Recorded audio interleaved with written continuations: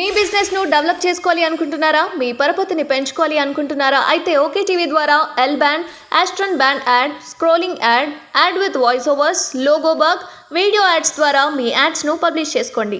సంప్రదించవలసిన phone number 8520917933. Welcome to OK TV. నేను మీ శ్రావ్య. మీ అందరికీ తెలుసు, గత ప్రభుత్వం అధికారంలో ఉన్నప్పుడు తెలంగాణ ఉద్యమకారులకు కావచ్చు, తెలంగాణ వాదులందరికీ కూడా మోసం చేయబడింది. సో మరి వాళ్ళందరూ కూడా గంపగుత్తగా, అంటే ఎంతో మంది ఉద్యమకారులు కావచ్చు, ముఖ్యంగా తెలంగాణ విఠల్ లాంటి వాళ్ళు పూనుకొని డైరెక్ట్ గా కాంగ్రెస్ కి మద్దతు ఇచ్చి, ఈ కాంగ్రెస్ అధికారంలోకి వస్తేనన్నా తెలంగాణ ఉద్యమకారులకు, తెలంగాణ రాష్ట్రానికి ముఖ్యంగా రావాల్సినటువంటి ఉద్యోగాలు ఇవన్నీ కూడా వస్తాయి అన్న ఉద్దేశంతో అవుట్ రేటెడ్ గా కేసులు పెట్టించుకొని పనిచేసిన వాళ్ళు ఉన్నారు. మరి నిజంగా తెలంగాణ కళ ఈ రోజున కాంగ్రెస్ ప్రభుత్వం వచ్చి అధికారంలోకి వచ్చి 5 నెలలు కావస్తోంది. మరి ఆ కళలన్నీ కూడా నెరవేరినట్టేనా? తెలంగాణ విఠల్తో సహా ఎంతో మంది గలమెత్తి మాట్లాడినటువంటి, ప్రశ్నించినటువంటి తెలంగాణ ఉద్యమకారులందరూ కూడా ఇప్పుడు ఎవరి వైపు ఉన్నారు? బీజేపీ వైపు ఉన్నారా? కాంగ్రెస్ వైపు ఉన్నారా? లేకపోతే తప్పు తెలుసుకొని మళ్ళీ బీఆర్ఎస్ వైపు ఓరచూపులు చూస్తా ఉన్నారా? మరి అందరూ కూడా చాలా చాలా సైలెంట్ గా ఉన్నారు. తెలంగాణ రాష్ట్రంలో మరి ఏం జరుగుతోంది? ఇంకొన్ని రోజులైతే లోక్సభ ఎన్నికలు కూడా నడుస్తూ ఉన్నాయి. మరి కాంగ్రెస్ అధికారంలోకి వచ్చిన తర్వాత వీళ్ళందరూ కూడా చాలా సాటిస్ఫైడ్ గా ఉన్నారా? మరి ఏం జరుగుతోంది తెలంగాణ రాష్ట్రంలో? ఇటువంటి అంశాలన్నీ కూడా మనతో మాట్లాడడానికి రెడీగా ఉన్నారు తెలంగాణ విఠల్ గారు, మన తెలంగాణ ఉద్యమకారులు. సార్ నమస్తే అండి. నమస్తే శ్రావ్య గారు, ఎలా ఉన్నారు? ఎస్, నేను మీ ఇంటర్వ్యూ ఎందుకు చేద్దాం అనుకుంటున్నా అనేది ఇంట్రడక్షన్ లోనే చెప్పేసిన. సో మీరు హ్యాపీగా ఉన్నారా? యాక్చువల్గా చాలా రోజుల తర్వాత మనం చేస్తున్నాం ఇంటర్వ్యూ. కాంగ్రెస్ పార్టీకి అవుట్ రేటెడ్ గా మీరు పనిచేశారు. ఎందుకు అంటే గత ప్రభుత్వం తెలంగాణ ఉద్యమకారులను కాదు, ఎవరైతే తెలంగాణ కోసం బలిదానాలు అయిన వాళ్ళు ఉన్నారో సో వాళ్ళందరినీ కూడా పక్కన పెట్టింది. సో తెలంగాణ ముఖ్యంగా ఏదైతే నిరుద్యోగులు ఉన్నారో, నిరుద్యోగులకి ఉద్యోగాలు రాలేదు, వాళ్ళ నోట్లో మట్టి కొట్టింది అన్న నినాదంతో మీరు సొంతంగా కాంగ్రెస్ కి డైరెక్ట్ గానే మీరు ప్రచారం చేయడం జరిగింది. మరి ఇప్పుడు తెలంగాణ కాంగ్రెస్ పార్టీ తెలంగాణ ఉద్యమకారులను పట్టించుకోనుందా? ఎందుకు పట్టించుకోవట్లేదు? అందరిని కూడా పక్కన పెట్టేస్తున్నట్టుగా కూడా అనిపించింది. మేనిఫెస్టోలో కూడా 250 గజాలు అన్నారు, అదన్నారు, ఇదన్నారు. మీకు ఇంకా స్పెషల్ గా చెప్పక్కర్లే. మీకు ఏమైనా బాధ కలిగిస్తుందా ఈ అంశాలన్నీ కూడా? అంటే ప్రజలకు ఏంటంటే షార్ట్ మెమొరీ ఉంటుంది. ఈ సోషల్ మీడియా యుగంలో ఏంటంటే T20 మ్యాచ్ల్లో గతాన్ని మర్చిపోతున్నారు. వాస్తవానికి నా పేరే ప్రజలు ఇచ్చింది తెలంగాణ విఠల్. నేను బీఆర్ఎస్ పార్టీ కార్యకర్తను కాదు, కాంగ్రెస్ పార్టీ కార్యకర్తను కాదు, బీజేపీ పార్టీ కార్యకర్తను కాదు. నేను ప్రొఫెషన్గా జర్నలిస్ట్ అయినా కూడా నా జీవితంలో మా నాన్నగారు తెలంగాణ ఉద్యమంలో జీవితం అంతా నష్టపోయారు. నేను ఒక 25 ఏళ్ళ నుంచి ఉన్నా. తెలంగాణకి మంచి చేస్తే ఏ పార్టీ అయినా మంచి చేసిందని చెప్తాం, తెలంగాణకి చెడు చేస్తే చెడు అని చెప్తాం. తెలంగాణ సెంట్రిక్గానే చూడండి. నన్ను ఒక బీఆర్ఎస్ కార్యకర్తగానో, టీఆర్ఎస్ కార్యకర్తగానో, బీజేపీ కార్యకర్తనో చూడకండి. ఈరోజు ఇప్పుడు విశ్లేషించుకోవాలంటే, వర్తమానాన్ని విశ్లేషించుకోవాలంటే గతాన్ని విశ్లేషించుకోవాలి. అసలు తెలంగాణ ఉద్యమము 1969లో మొదలైనప్పుడు 379 మంది విద్యార్థులను చంపింది ఆ రోజు ఇందిరాగాంధీ ప్రభుత్వం. చాలా మంది ఇందిరమ్మ రాజ్యం తీసుకొస్తామంటే భారతదేశం మొత్తంలో స్వాతంత్రం వచ్చినాక జలియన్ వాలాబాగ్ స్వాతంత్రం రాకముందు జనరల్ డయ్యర్ అనేటోడు పిట్టల్ని కాల్చినట్టు కాల్చిండు. అది ప్రపంచ చరిత్ర ఉంది. కానీ స్వాతంత్రం వచ్చినాక 69లో 9 నెలలు కర్ఫ్యూ జరిగి 370 మంది విద్యార్థులను చంపిన చరిత్ర కాంగ్రెస్ పార్టీకి ఉంది. అక్కడి నుంచి మొదలు పెడితే మొన్నటి సోనియా గాంధీ తెలంగాణ ఇచ్చినంత వరకు కాంగ్రెస్ పార్టీకి ఇందిరాగాంధీ ఉక్కు పాదంతో అణచివేసిన చరిత్ర ఉంది. కాంగ్రెస్ పార్టీ తెలంగాణ ఇచ్చిన చరిత్ర ఉంది. మంచి చెడు రెండు చెప్పాలి ఒక జర్నలిస్ట్గా, ఒక బాధ్యత కలగా. అదే నేపథ్యంలో 14 సంవత్సరాలు కొట్లాడితే కేసీఆర్ అనే ఒక బక్కపల్చని వ్యక్తి టీఆర్ఎస్ అనే పార్టీ పెట్టి తెలంగాణ వాదులందరికీ ఒక ప్లాట్ఫామ్ ఇచ్చి అగ్రెసివ్ గా ఒక పొలిటికల్ ప్లాట్ఫామ్ తీసుకురావడంతో అవునన్నా కాదన్నా కేసీఆర్ వల్ల తెలంగాణ రావడంలో కేసీఆర్ కృషి ఉంది. కేసీఆర్ ఒక్కడి వల్ల రాలేదని అందరం, మీరా కుమార్ గారు, మీ కాంగ్రెస్ పార్టీ తెలంగాణ రావడానికి 3 అమ్మలు. ఒకళ్ళు సోనియా గాంధీ, సుష్మా స్వరాజ్ చిన్నమ్మ, 3వ అమ్మ మీరా కుమార్. ఈ 3 అమ్మలు తెలంగాణ విద్యార్థుల త్యాగాలు. కాంగ్రెస్ పార్టీ ఏమంటది, మేము ఇచ్చినామంటారు. టిఆర్ఎస్ పార్టీ మేము తెచ్చినామంటారు. వాళ్ళు ఇవ్వలేదు, వీళ్ళు తేలేదు. ప్రజలు కొట్లాడి 3.5 కోట్ల మంది ప్రజల తరపున ముక్కుపచ్చలారని 1200 మంది విద్యార్థుల శవాల త్యాగాల మీద వచ్చింది. ఆ రోజు 14 సంవత్సరాలు కాంగ్రెస్ పార్టీ తెలంగాణని అరగోస పెడితే అప్పుడు సోనియా గాంధీ తల్లి హృదయంతో ఇచ్చింది. అంటే ప్రజలు కొట్లాడి తెచ్చుకున్నారు. కేసీఆర్ జేబులోంచి తీసియలే, కాంగ్రెస్ పార్టీ ఢిల్లీ నుంచి ప్యాకేజ్ చేసి పంపించలే. ఇది ప్రజల విజయం, ఉద్యమకారుల విజయం, విద్యార్థుల విజయం. ఈ ప్రాసెస్ లో సుష్మా స్వరాజ్ పాత్ర లేకపోతే తెలంగాణ లేదు. మీరా కుమార్ గారు పార్లమెంట్ లో ఆ రోజు లేకపోతే లేదు. అంటే కాంగ్రెస్ పార్టీ క్రెడిబిలిటీ ఉంది, కాంగ్రెస్ పార్టీ బ్యాడ్ రికార్డు ఉంది. బీజేపీ పార్టీ ఒక ఓటు 2 రాష్ట్రాలని 1997లో కాకినాడలో తీర్మానం పెట్టింది. 69 ఉద్యమం తర్వాత ఇందిరాగాంధీ ఉక్కుపాదంతో అణచివేయడంతో చెన్నారెడ్డికి గవర్నర్ పోస్టు, ముఖ్యమంత్రి ఇస్తే తెలంగాణ వాదం సీజ్ అయిపోయింది. 96లో బెల్లి లలిత గాని, మారోజు వీరన్న గాని, పాషా యాదగిరి, ఇన్నన్న, పృథ్వీ అన్న, మేమందరము తెలంగాణ వాదులంతా స్టార్ట్ చేస్తుంటే 97లో కాకినాడ తీర్మానం ప్రవేశపెట్టిన క్రెడిట్ బీజేపీ. 2000 సంవత్సరంలో వాజ్పేయి గారు ఉన్నప్పుడు డీసెంట్రలైజేషన్ పేరుతో అంత్యోదయ అనేది వాళ్ళ ఫిలాసఫీలో చిన్న రాష్ట్రాలు అయితే అందరికీ లాభం జరుగుతుంది పరిపాలన పరంగా అని చెప్పి ఛత్తీస్గఢ్, జార్ఖండ్, ఉత్తరాంచల్ 3 రాష్ట్రాలు ఏర్పడిన తర్వాత ఆ 3 రాష్ట్రాలు ఏర్పడడానికి కూడా కారణం ఎవరంటే వేణుగోపాల్ రెడ్డి గారు అని ఆర్ఎస్ఎస్ లో organizing secretary, BJP organizing secretary, Venkaiah Naidu గారు ప్రెసిడెంట్ ఉండే. ఆయన రాయలసీమకు చెందిన ఆయన వ్యక్తి వేణుగోపాల్ రెడ్డి గారు, పెద్ద మనిషి, మీరు కావాలంటే ఇంటర్వ్యూ చేయండి. ఆయన అద్వానీతో కొట్లాడి కాకినాడలో తెలంగాణ గురించి తీర్మానం పెట్టింది, కాకినాడలో పెట్టిన వ్యక్తి రాయలసీమ. ఆయన తెలంగాణ లీడర్స్ కూడా వద్దన్నారు అప్పుడు. ఆయన తెలంగాణకు జరిగిన అన్యాయాన్ని సైంటిఫిక్ గా స్టడీ చేసి తెలంగాణ రావాల్సిందే అని చెప్పి వేణుగోపాల్ రెడ్డి గారి కృషితోటి బీజేపీ పార్టీ పెడితే, ఆ తర్వాత నెరేటివ్ లో 3 రాష్ట్రాలు ఏర్పడడంతో చంద్రబాబు నాయుడు మంత్రి పదవి ఇవ్వకపోవడంతో కేసీఆర్ అనే వ్యక్తి అప్పటికే తెలంగాణ వాదులంతా నిర్మించిన చీమలు పెట్టిన పుట్టలో పాములాగా దూరిండు. కేసీఆర్ క్రెడిట్ ఉంది 100%. ఈ నేరేటివ్ తెలవకుండా మనం ఏదైనా మాట్లాడంగానే వీళ్ళు బీజేపీకి అమ్ముడు పోయారు, లేదా కాంగ్రెస్కి అమ్ముడు పోయారు, టీఆర్ఎస్కి అమ్ముడు పోయారు అంటారు. కొంచెం చరిత్రను అధ్యయనం చేయకుండా చరిత్రను నిర్మించలేము. జ్ఞానం కూడా పెంచుకోండి. సోషల్ మీడియాలో కామెంట్లు పెట్టే ముందు ఎవరు ఏం ట్రాక్ రికార్డు, వీళ్ళ వాదం ఏందని చెప్పండి.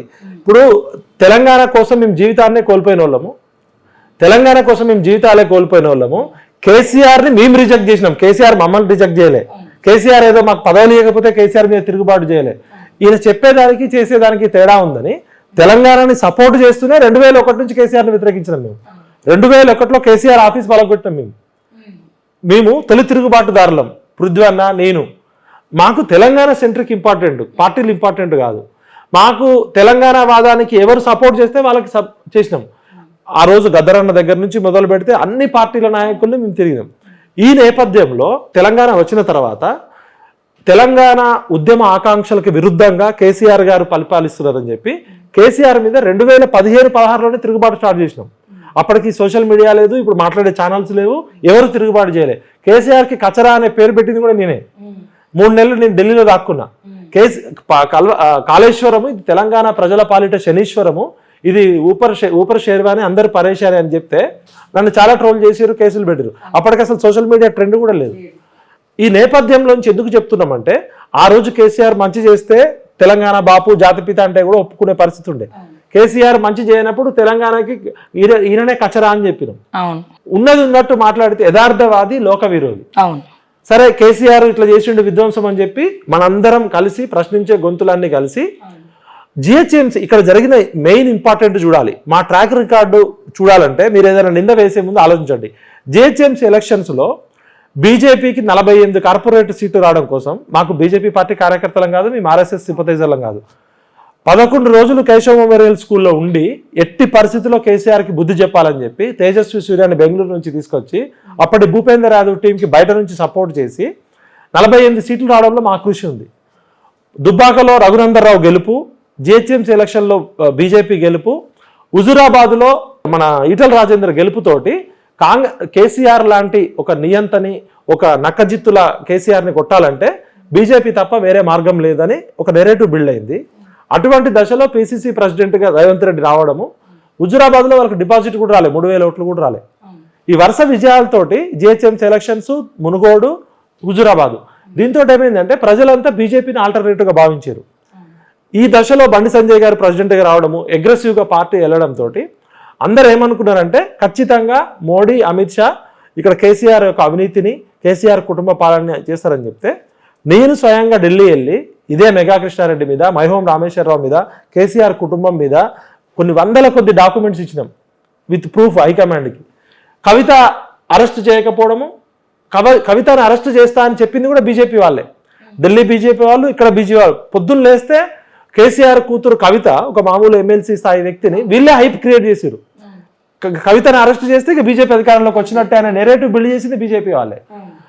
మరి కవితను అరెస్ట్ చేస్తారని చెప్పిన అరవింద్ కానీ, బండి సంజయ్ కానీ, లక్ష్మణ్ కానీ, కిషన్ రెడ్డి కానీ చేయకపోవడంతో మాలాంటి వాళ్ళందరికీ ఇప్పుడు కేసీఆర్ ఎంత కరప్టెడ్ చేసిండో మేమే ఇచ్చినాం, మరి మీరు ఎందుకు యాక్షన్ తీసుకోవట్లేదు అనేది ఒకటి. కర్ణాటకలో కాంగ్రెస్ గెలవడము, బండి సంజయ్ని తీసేయడం, అగ్రెసివ్గా పోరాటం చేసి బండి సంజయ్ కొట్లాడేటోడు మధ్య కాళ్ళు పెట్టడంతో మాకు స్పష్టంగా అర్థమైంది దాల్మే కుచ్ కాలాహే. మనం ఎంత కొట్లాడుతున్నామో మన స్పీడ్కు తగ్గట్టు, మన ఆకాంక్షలకు తగ్గట్టు ఢిల్లీ లేదు. ఢిల్లీ లెక్కలు వేరున్నాయి. మన తెలంగాణ ఆకాంక్షల కోసం ఇదే ఈటల రాజేందర్ని గెలిపించడం కోసం హుజూర్ నగర్లో ఓటర్ల కాళ్ళు పట్టుకోమని కూడా చెప్పినాం మేము. ఇదే జిహెచ్ఎంసీ ఎలక్షన్లో చెప్పినాం. మాకేం బీజేపీతో మాకు చాలా డిఫరెన్సెస్ ఉన్నాయి. బట్ ఆ రోజు కేసీఆర్ని కొట్టడానికి బీజేపీ పవర్ఫుల్ వెపన్ అనుకున్నాం. ఎప్పుడైతే బీజేపీ స్లోగా బండి సంజయ్ తీసేయడము, కవితను అరెస్ట్ చేయకపోవడము, మెగా కృష్ణారెడ్డి, మైహోం రామేశ్వరరావు మోడీకి లెఫ్ట్ రైట్ ఉండడము, ఇక్కడ ఎటువంటి చర్యలు తీసుకోకపోవడంతో మేము సొంతంగా పార్టీ పెట్టేంత శక్తి లేదు, అంత టైం లేదు. మాకు ఉన్న పరిస్థితులలో కేసీఆర్ని కొట్టడానికి మిగిలింది కాంగ్రెస్ మీద మాకు ప్రేమ లేదు, కోపం లేదు. అయితే బండి సంజయ్ 180 స్పీడ్ నుంచి 120 స్పీడ్ నుంచి 80 స్పీడ్ నుంచి అధ్యక్ష పదవి పోవడంతో కిషన్ రెడ్డి గారి స్టైల్ వేరు, బండి సంజయ్ గారి స్టైల్ వేరు. రేవంత్ రెడ్డి దూకుడు, రేవంత్ రెడ్డి అగ్రెసివ్ అటాక్ తోటి కాంగ్రెస్ పార్టీ ముందంజలో రావడము, కర్ణాటక ఎలక్షన్లలో కాంగ్రెస్ గెలవడము, పొంగులేటి శ్రీనివాసరెడ్డి 3 నెలలు వెయిట్ చేసి జాయిన్ కావడంతో అందరు కాంగ్రెస్ వైపు అట్లా అన్ని కలిసి వచ్చినాయి. ప్రజలకి కేసీఆర్ మీద కోపం ఉంది, కాంగ్రెస్ మీద ప్రేమ లేదు. ఆ కోపమే వీళ్ళ కోట్ల వర్షం కురుస్తుంది.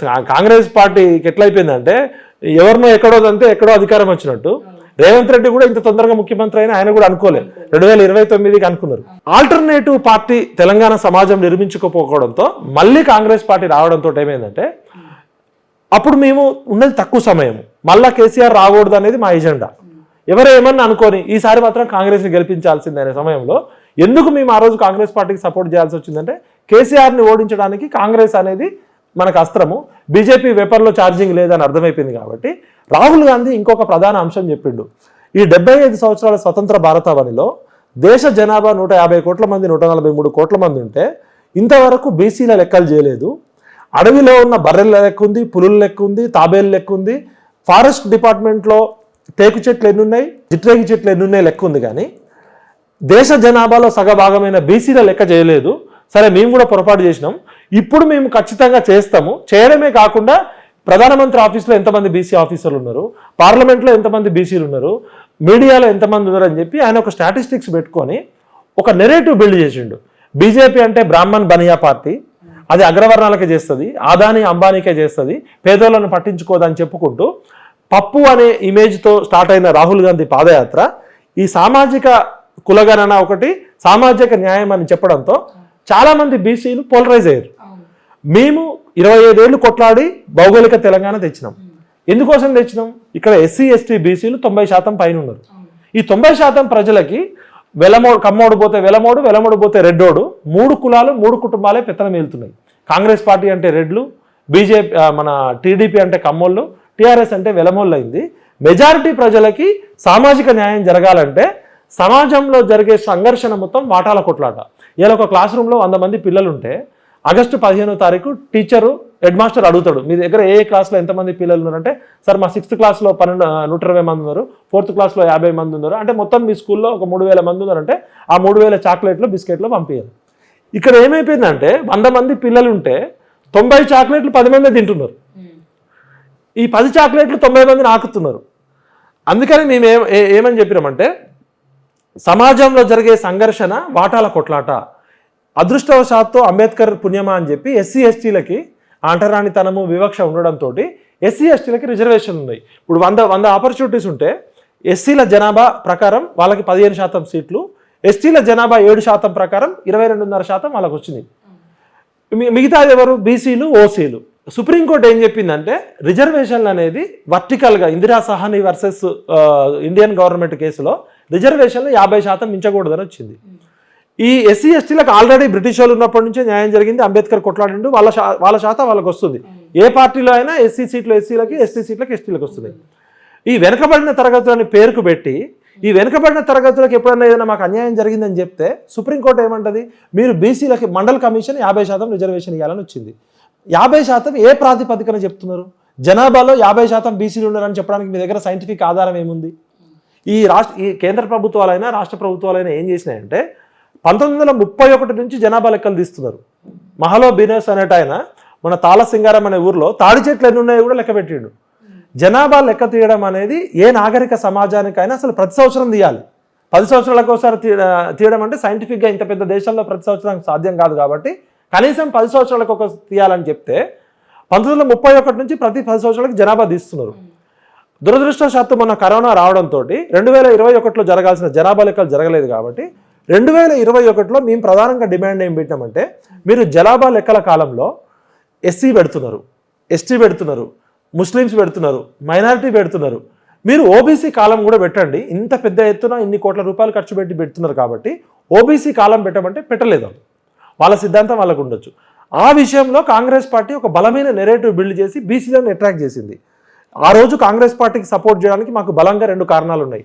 ఒకటి, కేసీఆర్ని కొట్టాలి, అహంకారం ఎక్కువైంది, తెలంగాణ ప్రజల ఆకాంక్షలకు విరుద్ధంగా పనిచేస్తున్నాడు, 10 ఏళ్ళు అధికారం ఇచ్చినాము, కుటుంబ పాలన వచ్చింది, వెలముద్దరలో అహంకారం ఎక్కువైంది, పోలీసులు చోటు చెప్తున్నాడు, ఖచ్చితంగా గుణపాఠం చెప్పాల్సిందే అనేది కేసీఆర్ని ఓడించడం అనేది ప్రధాన కారణం. రెండో కారణము, తెలంగాణ కొట్లాడి తెచ్చుకున్న తెలంగాణ సామాజిక న్యాయం జరగాలి. బీజేపీకి ఒక సిద్ధాంతం వేరే ఉంది, ఓబీసీ దానిలో వాళ్ళ సిద్ధాంతం వేరుంది. కొంతమందికి నచ్చచ్చు, నచ్చకపోవచ్చు. కాంగ్రెస్ పార్టీ మా బీసీలకు ఇస్తుంది.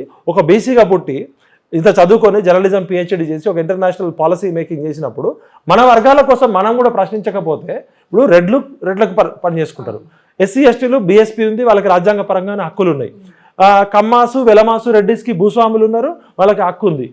ఇక ఎట్లాగూ బ్రాహ్మణులు వైశ్యాసు వాళ్ళు రాజకీయంగా పేరుకు బదనామయ్యేది బ్రాహ్మణులు. అన్ని పార్టీలు బ్రాహ్మణులను బదనాం చేస్తాయి. కానీ ఇవాళ తెలంగాణలో ఏ బ్రాహ్మణులన్నా 1000 కోట్లు దోచుకున్న వాళ్ళు ఉన్నారా, లేకపోతే 100 కోట్ల పైన ఉన్న వాళ్ళు ఎవరు ఉన్నారా? పొద్దున్న లేస్తే అందరు బ్రాహ్మణులను తిడతారు. కానీ అసలు దోచుకునేది ఈ శూద్రుల్లో ఉన్న వెలమలు రెడ్లు కమ్మలే కదా.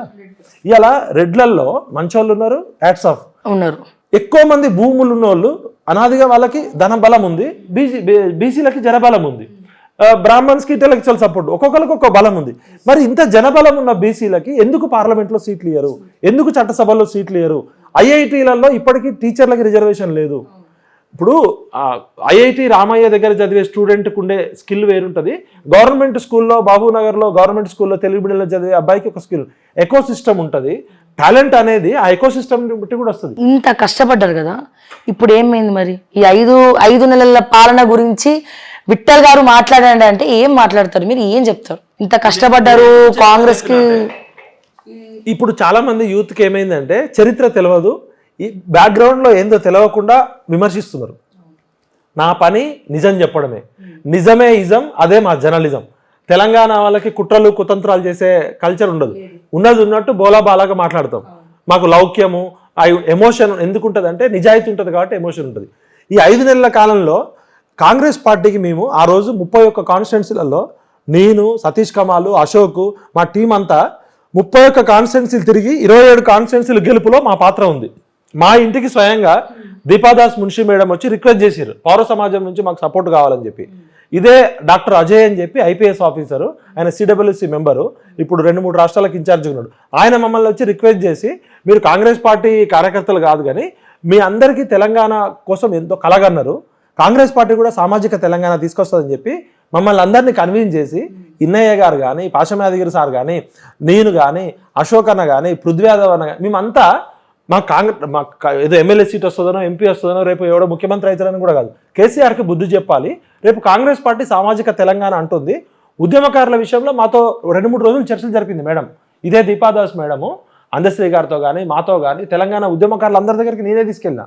అప్పుడు ఆమె ఏం చెప్పిందంటే, మా పార్టీ అధికారంలోకి రాగానే ఉద్యమకారులకి గౌరవంగా గుర్తిస్తాము, అమరవీరుల కుటుంబాలు మేము పెట్టిన కండిషన్లు 3. ఒకటి, తెలంగాణ సోయితోటి గవర్నమెంట్ పాలన చేయాలి. అన్ని తెలిసిన కేసీఆర్ ఆగం చేసిండు.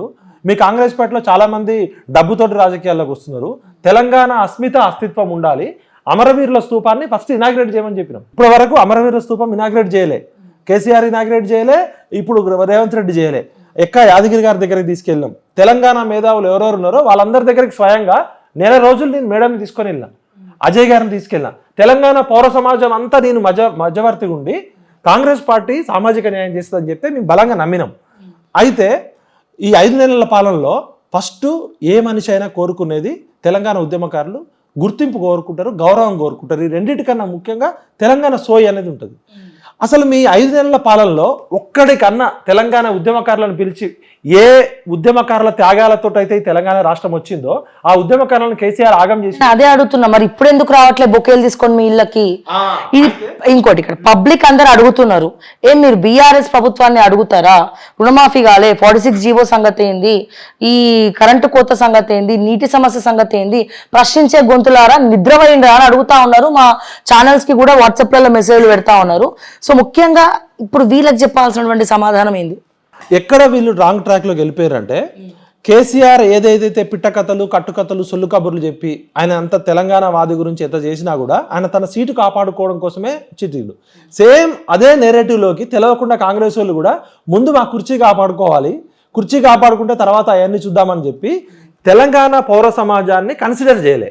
రేవంత్ రెడ్డి గారికి నిజంగా కేసీఆర్ ప్రభుత్వం నుంచి కానీ లేదా కేసీఆర్ నుంచి కానీ బీజేపీ నుంచి ఏమైనా థ్రెట్ ఉంటే తెలంగాణ పౌర సమాజానికి అప్పీల్ చేయాల్సి ఉండే. ఇగో నిన్న కాక మొన్న నేను అధికారంలోకి వస్తే నా కుర్చీ కోవడానికి ఇట్లా కుట్రలు చేస్తున్నారు, మరి కాపాడుకుంటారో కూల్చుకుంటారో మీ ఇష్టం, ఇది మీరు కొట్లాడి తెచ్చుకున్న ప్రభుత్వం అని చెప్పి ఆ మాట చెప్పి దానం నాగేందర్ని తీసుకోవడం, కె కేశవరావుని తీసుకోవడం, బొంతు రామ్మోహన్ తీసుకోవడం, మహేందర్ రెడ్డిని తీసుకోవడం, వీళ్ళకున్న ట్రాక్ రికార్డు చూస్తే దానం నాగేందర్ అనే వ్యక్తి ఉద్యమంలో మేము బలంగా పనిచేస్తున్నప్పుడు మమ్మల్ని అందరినీ ఉరికించి కొట్టిన చరిత్ర ఉంది. దానం నాగేందర్కి ప్రజాబలం లేదు, ఉద్యమ బలం లేదు, ఇంటెలెక్చువల్ కెపాసిటీ లేదు. భూములు మింగిన భూబకాసురుడు, కొండలు మింగిన ఆనకొండ, గుట్టలు మింగిన గుడ్డాగడ్ అనే పేరు ఉంది. దీంతో పాటు ఉద్యమకారుని ఉరికించి కొట్టినోడు. సెకండ్ బొంతు రామ్మోహన్ అనే వ్యక్తి జిహెచ్ఎంసీలో విపరీతమైన కరప్షన్ చేసిండని చెప్పి కరప్షన్ ఆరోపణలు ఉన్నాయి. ఆయన మీద 200 అప్లికేషన్లు వచ్చినాయి ప్రజా దర్బార్లో. అంటే చూడండి, 200 అప్లికేషన్లు వస్తే ఆయన దించుకున్నారు. 200 అప్లికేషన్లు వచ్చినాయంటే ఎంత హై లెవెల్లో కరప్షన్ జరుగుతుంది. అందుకే పిలిచిరు. అంటే అప్లికేషన్లు చూసి సెటిల్మెంట్ చేసుకున్నారా? మూడోది కేశవరావు గారు కాంగ్రెస్ పార్టీలో ఒక సిడబ్ల్యూసీ మెంబర్గా ఉన్నాడు, 2-3 రాష్ట్రాలకు ఇన్ఛార్జ్ ఉన్నాడు. అలాంటి వ్యక్తి తెలంగాణ కోసం కేసీఆర్తో కలిస్తే కేసీఆర్ 2 సార్లు రాజ్యసభ ఇచ్చి ఆయన కూతురికి మేయర్ పదవి ఇచ్చి ఆయన కొడుకు కార్పొరేషన్ చైర్మన్ ఇచ్చి పాత ఆయన కొడుకు మర్డర్ కేసులు అవి కూడా పక్కకి పెట్టి 85 సంవత్సరాల వయసులో కేసీఆర్కి కరెక్ట్గా ఎక్కడ పెట్టాలి అక్కడ పెట్టిండు.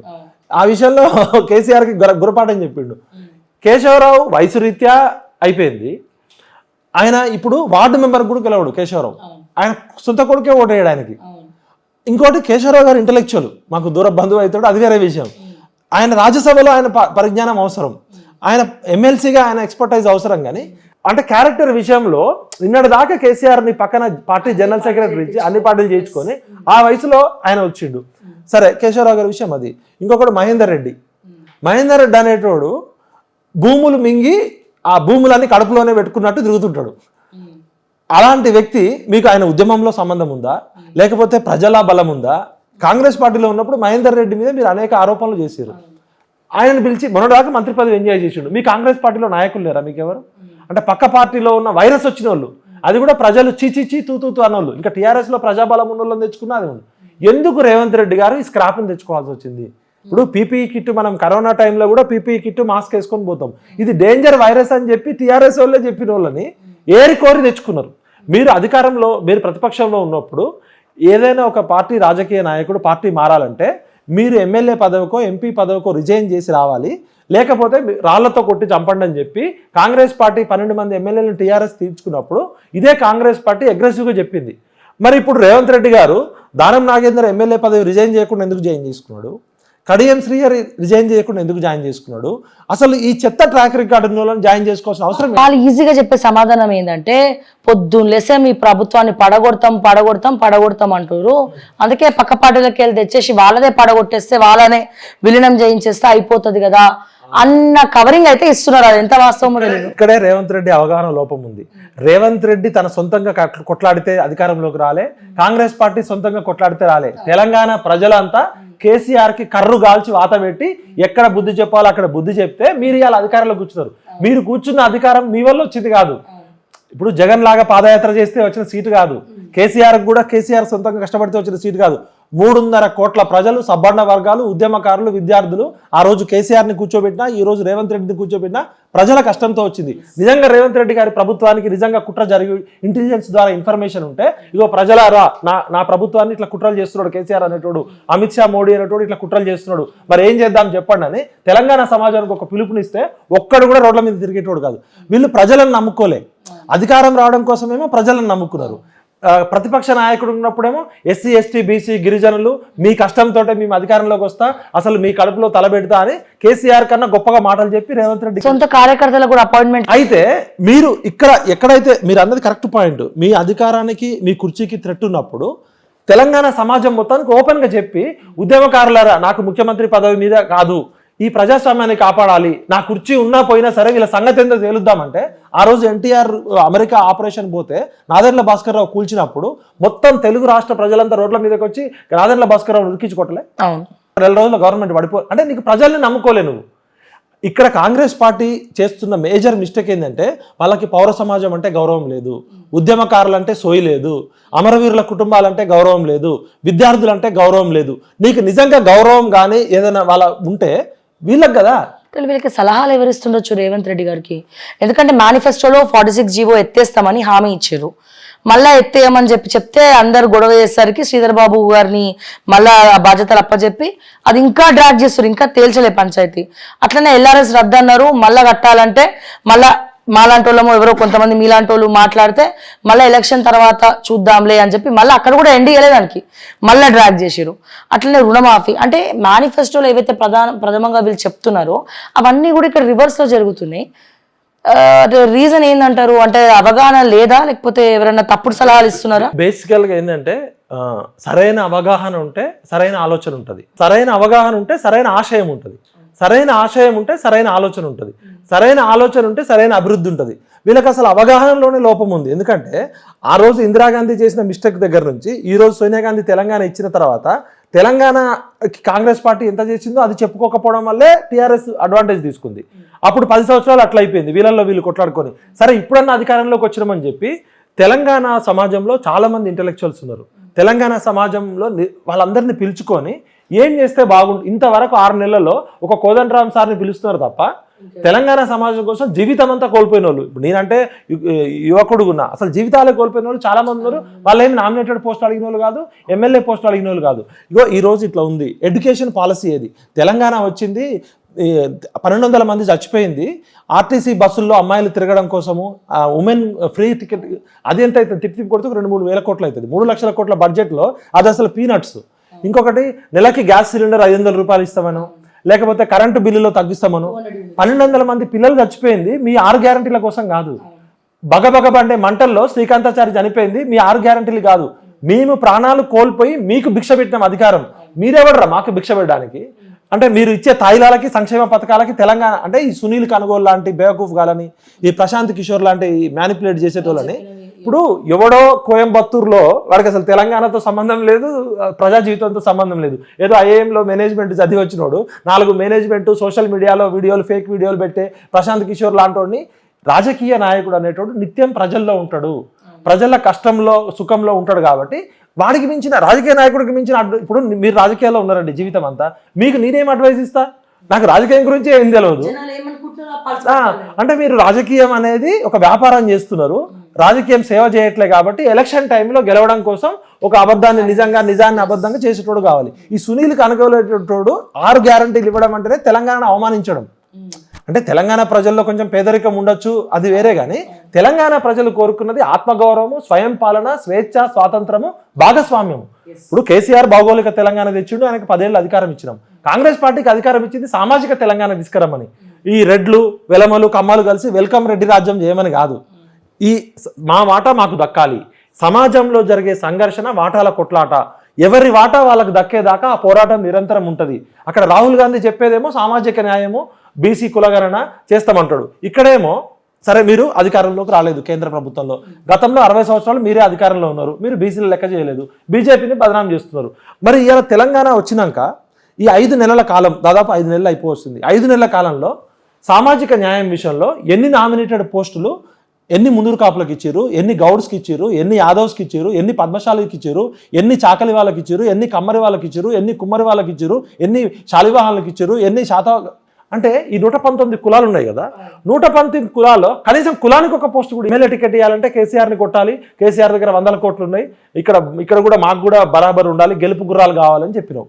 గెలుపు గుర్రాల పేరుతో రెడ్లు కమ్మలు వెలమలు అంటే మీ దగ్గర భూములు ఉంటాయి, మీ దగ్గర డబ్బులు ఉంటాయి, 100 కోట్లు కూడా ఎమ్మెల్యే. సరే కేసీఆర్ని కొట్టిరు, యాడ్స్ ఆఫ్.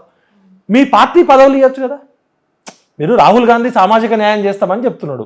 ఎప్పుడో కేంద్ర ప్రభుత్వంలో అధికారంలోకి వచ్చి మాకు చేసే ముందు మీ పార్టీ పదవుల్లో ఎంతమంది ఎస్సీ ఎస్టీ బీసీలకు ప్రాధాన్యత ఇచ్చారు? అద్దంకి దయాకర్ అనేటోడు పొద్దున్న లేస్తే పేగులు తెంచుకొని మీకోసం కొట్లాడుతాడు. అద్దంకి దయాకర్ టీవీ ఛానల్లో మాట్లాడడానికి పనికొస్తారు, మీ మీటింగ్లలో మీరు రాకముందు అద్భుతంగా మాట్లాడడానికి పనికొస్తారని కనీసం ఒక ఎమ్మెల్యే, ఒక ఎంపీ టికెట్, ఒక ఎమ్మెల్సీ టికెట్, ఒక మంచి పోస్ట్ చేయడానికి పనికిరాడు. అదేవిధంగా బక్కా జడ్సన్ మీ పార్టీ అధికారంలోకి రావడానికి మీ పార్టీకి పొద్దున లేస్తే రేవంత్ రెడ్డికి ఒక సిస్టమ్ ఉంది, ఒక టీం ఉంది, ఒక రిసోర్సెస్ ఉన్నాయి. బక్కా జడ్సన్ అనే ఒక దళితుడు, ఒక వికలాంగుడు మనందరికన్నా తెలంగాణ సమాజంలో ఫస్ట్ డిజర్వ్ పర్సన్. ఏదైనా ఆయనకి నీకేమైనా ఈగో ప్రాబ్లం ఉండి ఏదైనా నోరు జారితే పిలిచి మాట్లాడుకొని నీకన్నా వయసులో పెద్దోడు అయి ఉండొచ్చు. పిసిసి ప్రెసిడెంట్ రేవంత్ రెడ్డి కావడానికి కూడా బక్కా జడ్సన్ పాత్ర ఉంది. అవును, మాణిక్యం ఠాకూర్ అనేటోడు రేవంత్ రెడ్డి కన్నా Bakka Judson close. Bakka Judson పుట్టింది కాంగ్రెస్ పార్టీలో, సచ్చేది కాంగ్రెస్ పార్టీ అని చెప్తుండు. ఆయన 35 ఏళ్ళు కాంగ్రెస్ పార్టీలో పనిచేసిండు. ఢిల్లీలో నేను జర్నలిస్ట్ గా ఉన్నప్పుడు చాలా మంది చూసిన, ఈయనకి హైకమాండ్ తో కూడా మంచి పరిచయాలు ఉన్నాయి. రాజశేఖర రెడ్డితో పనిచేసిండు. బక్కా జడ్సన్ పిలుచుకొని, అన్నా నువ్వు కొట్లాడినావు, నీ కొట్లాటలో నిజాయితీ ఉంది, నీ వల్ల మాకు లాభం జరిగింది, నువ్వు ఏదైనా పర్సనల్గా విమర్శ ఉంటే నాకు డైరెక్ట్ చెప్పు అని ఒక పెద్దనగా పిలిచాల్సిన బాధ్యత ఉంటుంది కదా. బక్కా జడ్సన్ ఇంట్లో కూర్చుంటే బయటకు వెళ్ళిపోమని అవమానం చేస్తే అంటే ఎస్సీ ఎస్టీ బీసీలకు ఆత్మగౌరవం ఉండదా? మీకే ఆత్మగౌరవం ఉంటుందా? గెట్అవుట్ అని చెప్పే పరిస్థితి ఉంటే 100%. అసలు ఆయన వేసిన కేసుల మీదనే కదా వీళ్ళు కొట్లాడింది. ప్రతిపక్ష నాయకులుగా కాళేశ్వరం గురించి బక్కా జడ్సన్ పిల్లేసిండు, వీళ్ళెవరు వేయలేదు. జడ్సన్ గారే అన్ని సెక్రటేరియట్ స్కామ్ దగ్గర నుంచి కాళేశ్వరం దగ్గర నుంచి అసలు వాట్ నాట్ అండి 500 కేసులు. ఒక దశలో బక్కా జడ్సన్ కవిత మీద, బక్కా జడ్సన్ మైహోం మీద, మెగా కృష్ణారెడ్డి మీద పోరాటం చేస్తుంటే ఇదే కాంగ్రెస్ నాయకులు మధ్యవర్తుల ద్వారా పిలిపించి హోటళ్లలో ఈయన డీల్స్ కి మాట్లాడుకున్నారు. బక్కా జడ్సన్ గారు మీకు ఎన్ని కోట్లు కావాలి చెప్పండి, మీరు ఎందుకు మెగా కృష్ణారెడ్డి మీద కొట్లాడుతున్నారు, మీరు ఎందుకు కవిత మీద కొట్లాడుతున్నారు, మీరు ఎందుకు మైహోం రామేశ్వరం మీద కొట్లాడుతున్నారు, మీరు డ్రాప్ గాండి అని చెప్పి నాకు తెలిసిన మధ్యవర్తుల ద్వారా ఇప్పుడు పెద్ద పెద్ద పదవుల్లో ఉన్నోళ్ళు, ఇంపార్టెంట్ పొజిషన్లో ఉన్నోళ్ళు 2-3 సార్లు పిలిపించారు. ఈయన ఒకసారి స్టార్ హోటల్కి పోయి ఆ బిల్లు 5,000 6,000 అవుతుంది కదా, ఆ బిల్లు కూడా ఈయన కట్టొచ్చిండు. అంటే ఎట్లాంటి పరిస్థితి అంటే పిలిచిందేమో ఒక జర్నలిస్ట్ ద్వారా పిలిపించారు. విషయం ఏంటంటే కవిత గురించి నువ్వు ఎందుకు మాట్లాడుతున్నావు, నువ్వెందుకు జనవాడ ఫామ్ హౌస్ గురించి మాట్లాడుతున్నావు, నువ్వెందుకు అంటే కాంగ్రెస్ పార్టీలు వాళ్ళే, కాంగ్రెస్ పార్టీ నాయకుడు కొట్లాడుతుంటే చేస్తే నాకు ఇది వద్దని చెప్పి వచ్చినోడు. అంటే డబ్బు అధికారము ఉన్నోళ్ళు నిజాయితీగా కొట్లాడేటోడికి ఇయ్యరు. ఇక్కడ నేను ఎగ్జాంపుల్ చెప్తున్నా, అది XYZ ఎవరైనా కావచ్చు. అంటే బక్కా జడ్సన్ దళితుడు, వికలాంగుడు, డబ్బులు లేవు. అద్దంకి దయాకర్ దళితుడు, డబ్బులు లేవు, ఆయనకి పదవి ఇవ్వద్దు. కోట్లు పట్టుకొని వచ్చిన కాంట్రాక్టర్లు, అసలు పౌర సమాజంతో సంబంధం లేని వాళ్ళు, తెలంగాణ ఉద్యమంతో సంబంధం లేదు, రాజకీయాలతో సంబంధం లేదు, రాత్రికి రాత్రి అమెరికా నుంచి ఎక్కడో 40 కోట్లు అమెరికాలో డీల్ చేసుకొని ఇక్కడ NRI వచ్చి ఒక లేడీ లీడరు, ఆ పేరు నేను సందర్భం వచ్చినప్పుడు చెప్తా, ఒక కాంగ్రెస్ పార్టీ నాయకుడు ఉన్నాడు, ఆయన పక్క రాష్ట్రానికి చెందిన ఒక AICC అబ్జర్వర్, ఒక మహిళ, ఆయన బాగా ఇండస్ట్రియలిస్ట్, డబ్బులున్నామా, పార్టీతో సంబంధం లేదు, డబ్బులు ఉన్నాయి అనే దాంతో 6 బంగారు నాణ్యాలు ఇట్లా టేబుల్ మీద పెట్టింది ఎమ్మెల్యే సీటు కోసం. వచ్చిన ఆయన ఎయిర్పోర్ట్ దిగినాక ఈమె కారు పెట్టింది. ఈమె చేసిన పని ఏంటంటే హోటల్ బుక్ చేసి కారు పెట్టింది. ఆయన పక్క రాష్ట్రం నుంచి ఒక అబ్జర్వర్గా వచ్చినోడు, ఆయన దండం పెట్టి నువ్వొద్దు, నీ కారు వద్దు, నీ బంగారు నాణ్యాలు వద్దని తిట్టి పంపించిండు.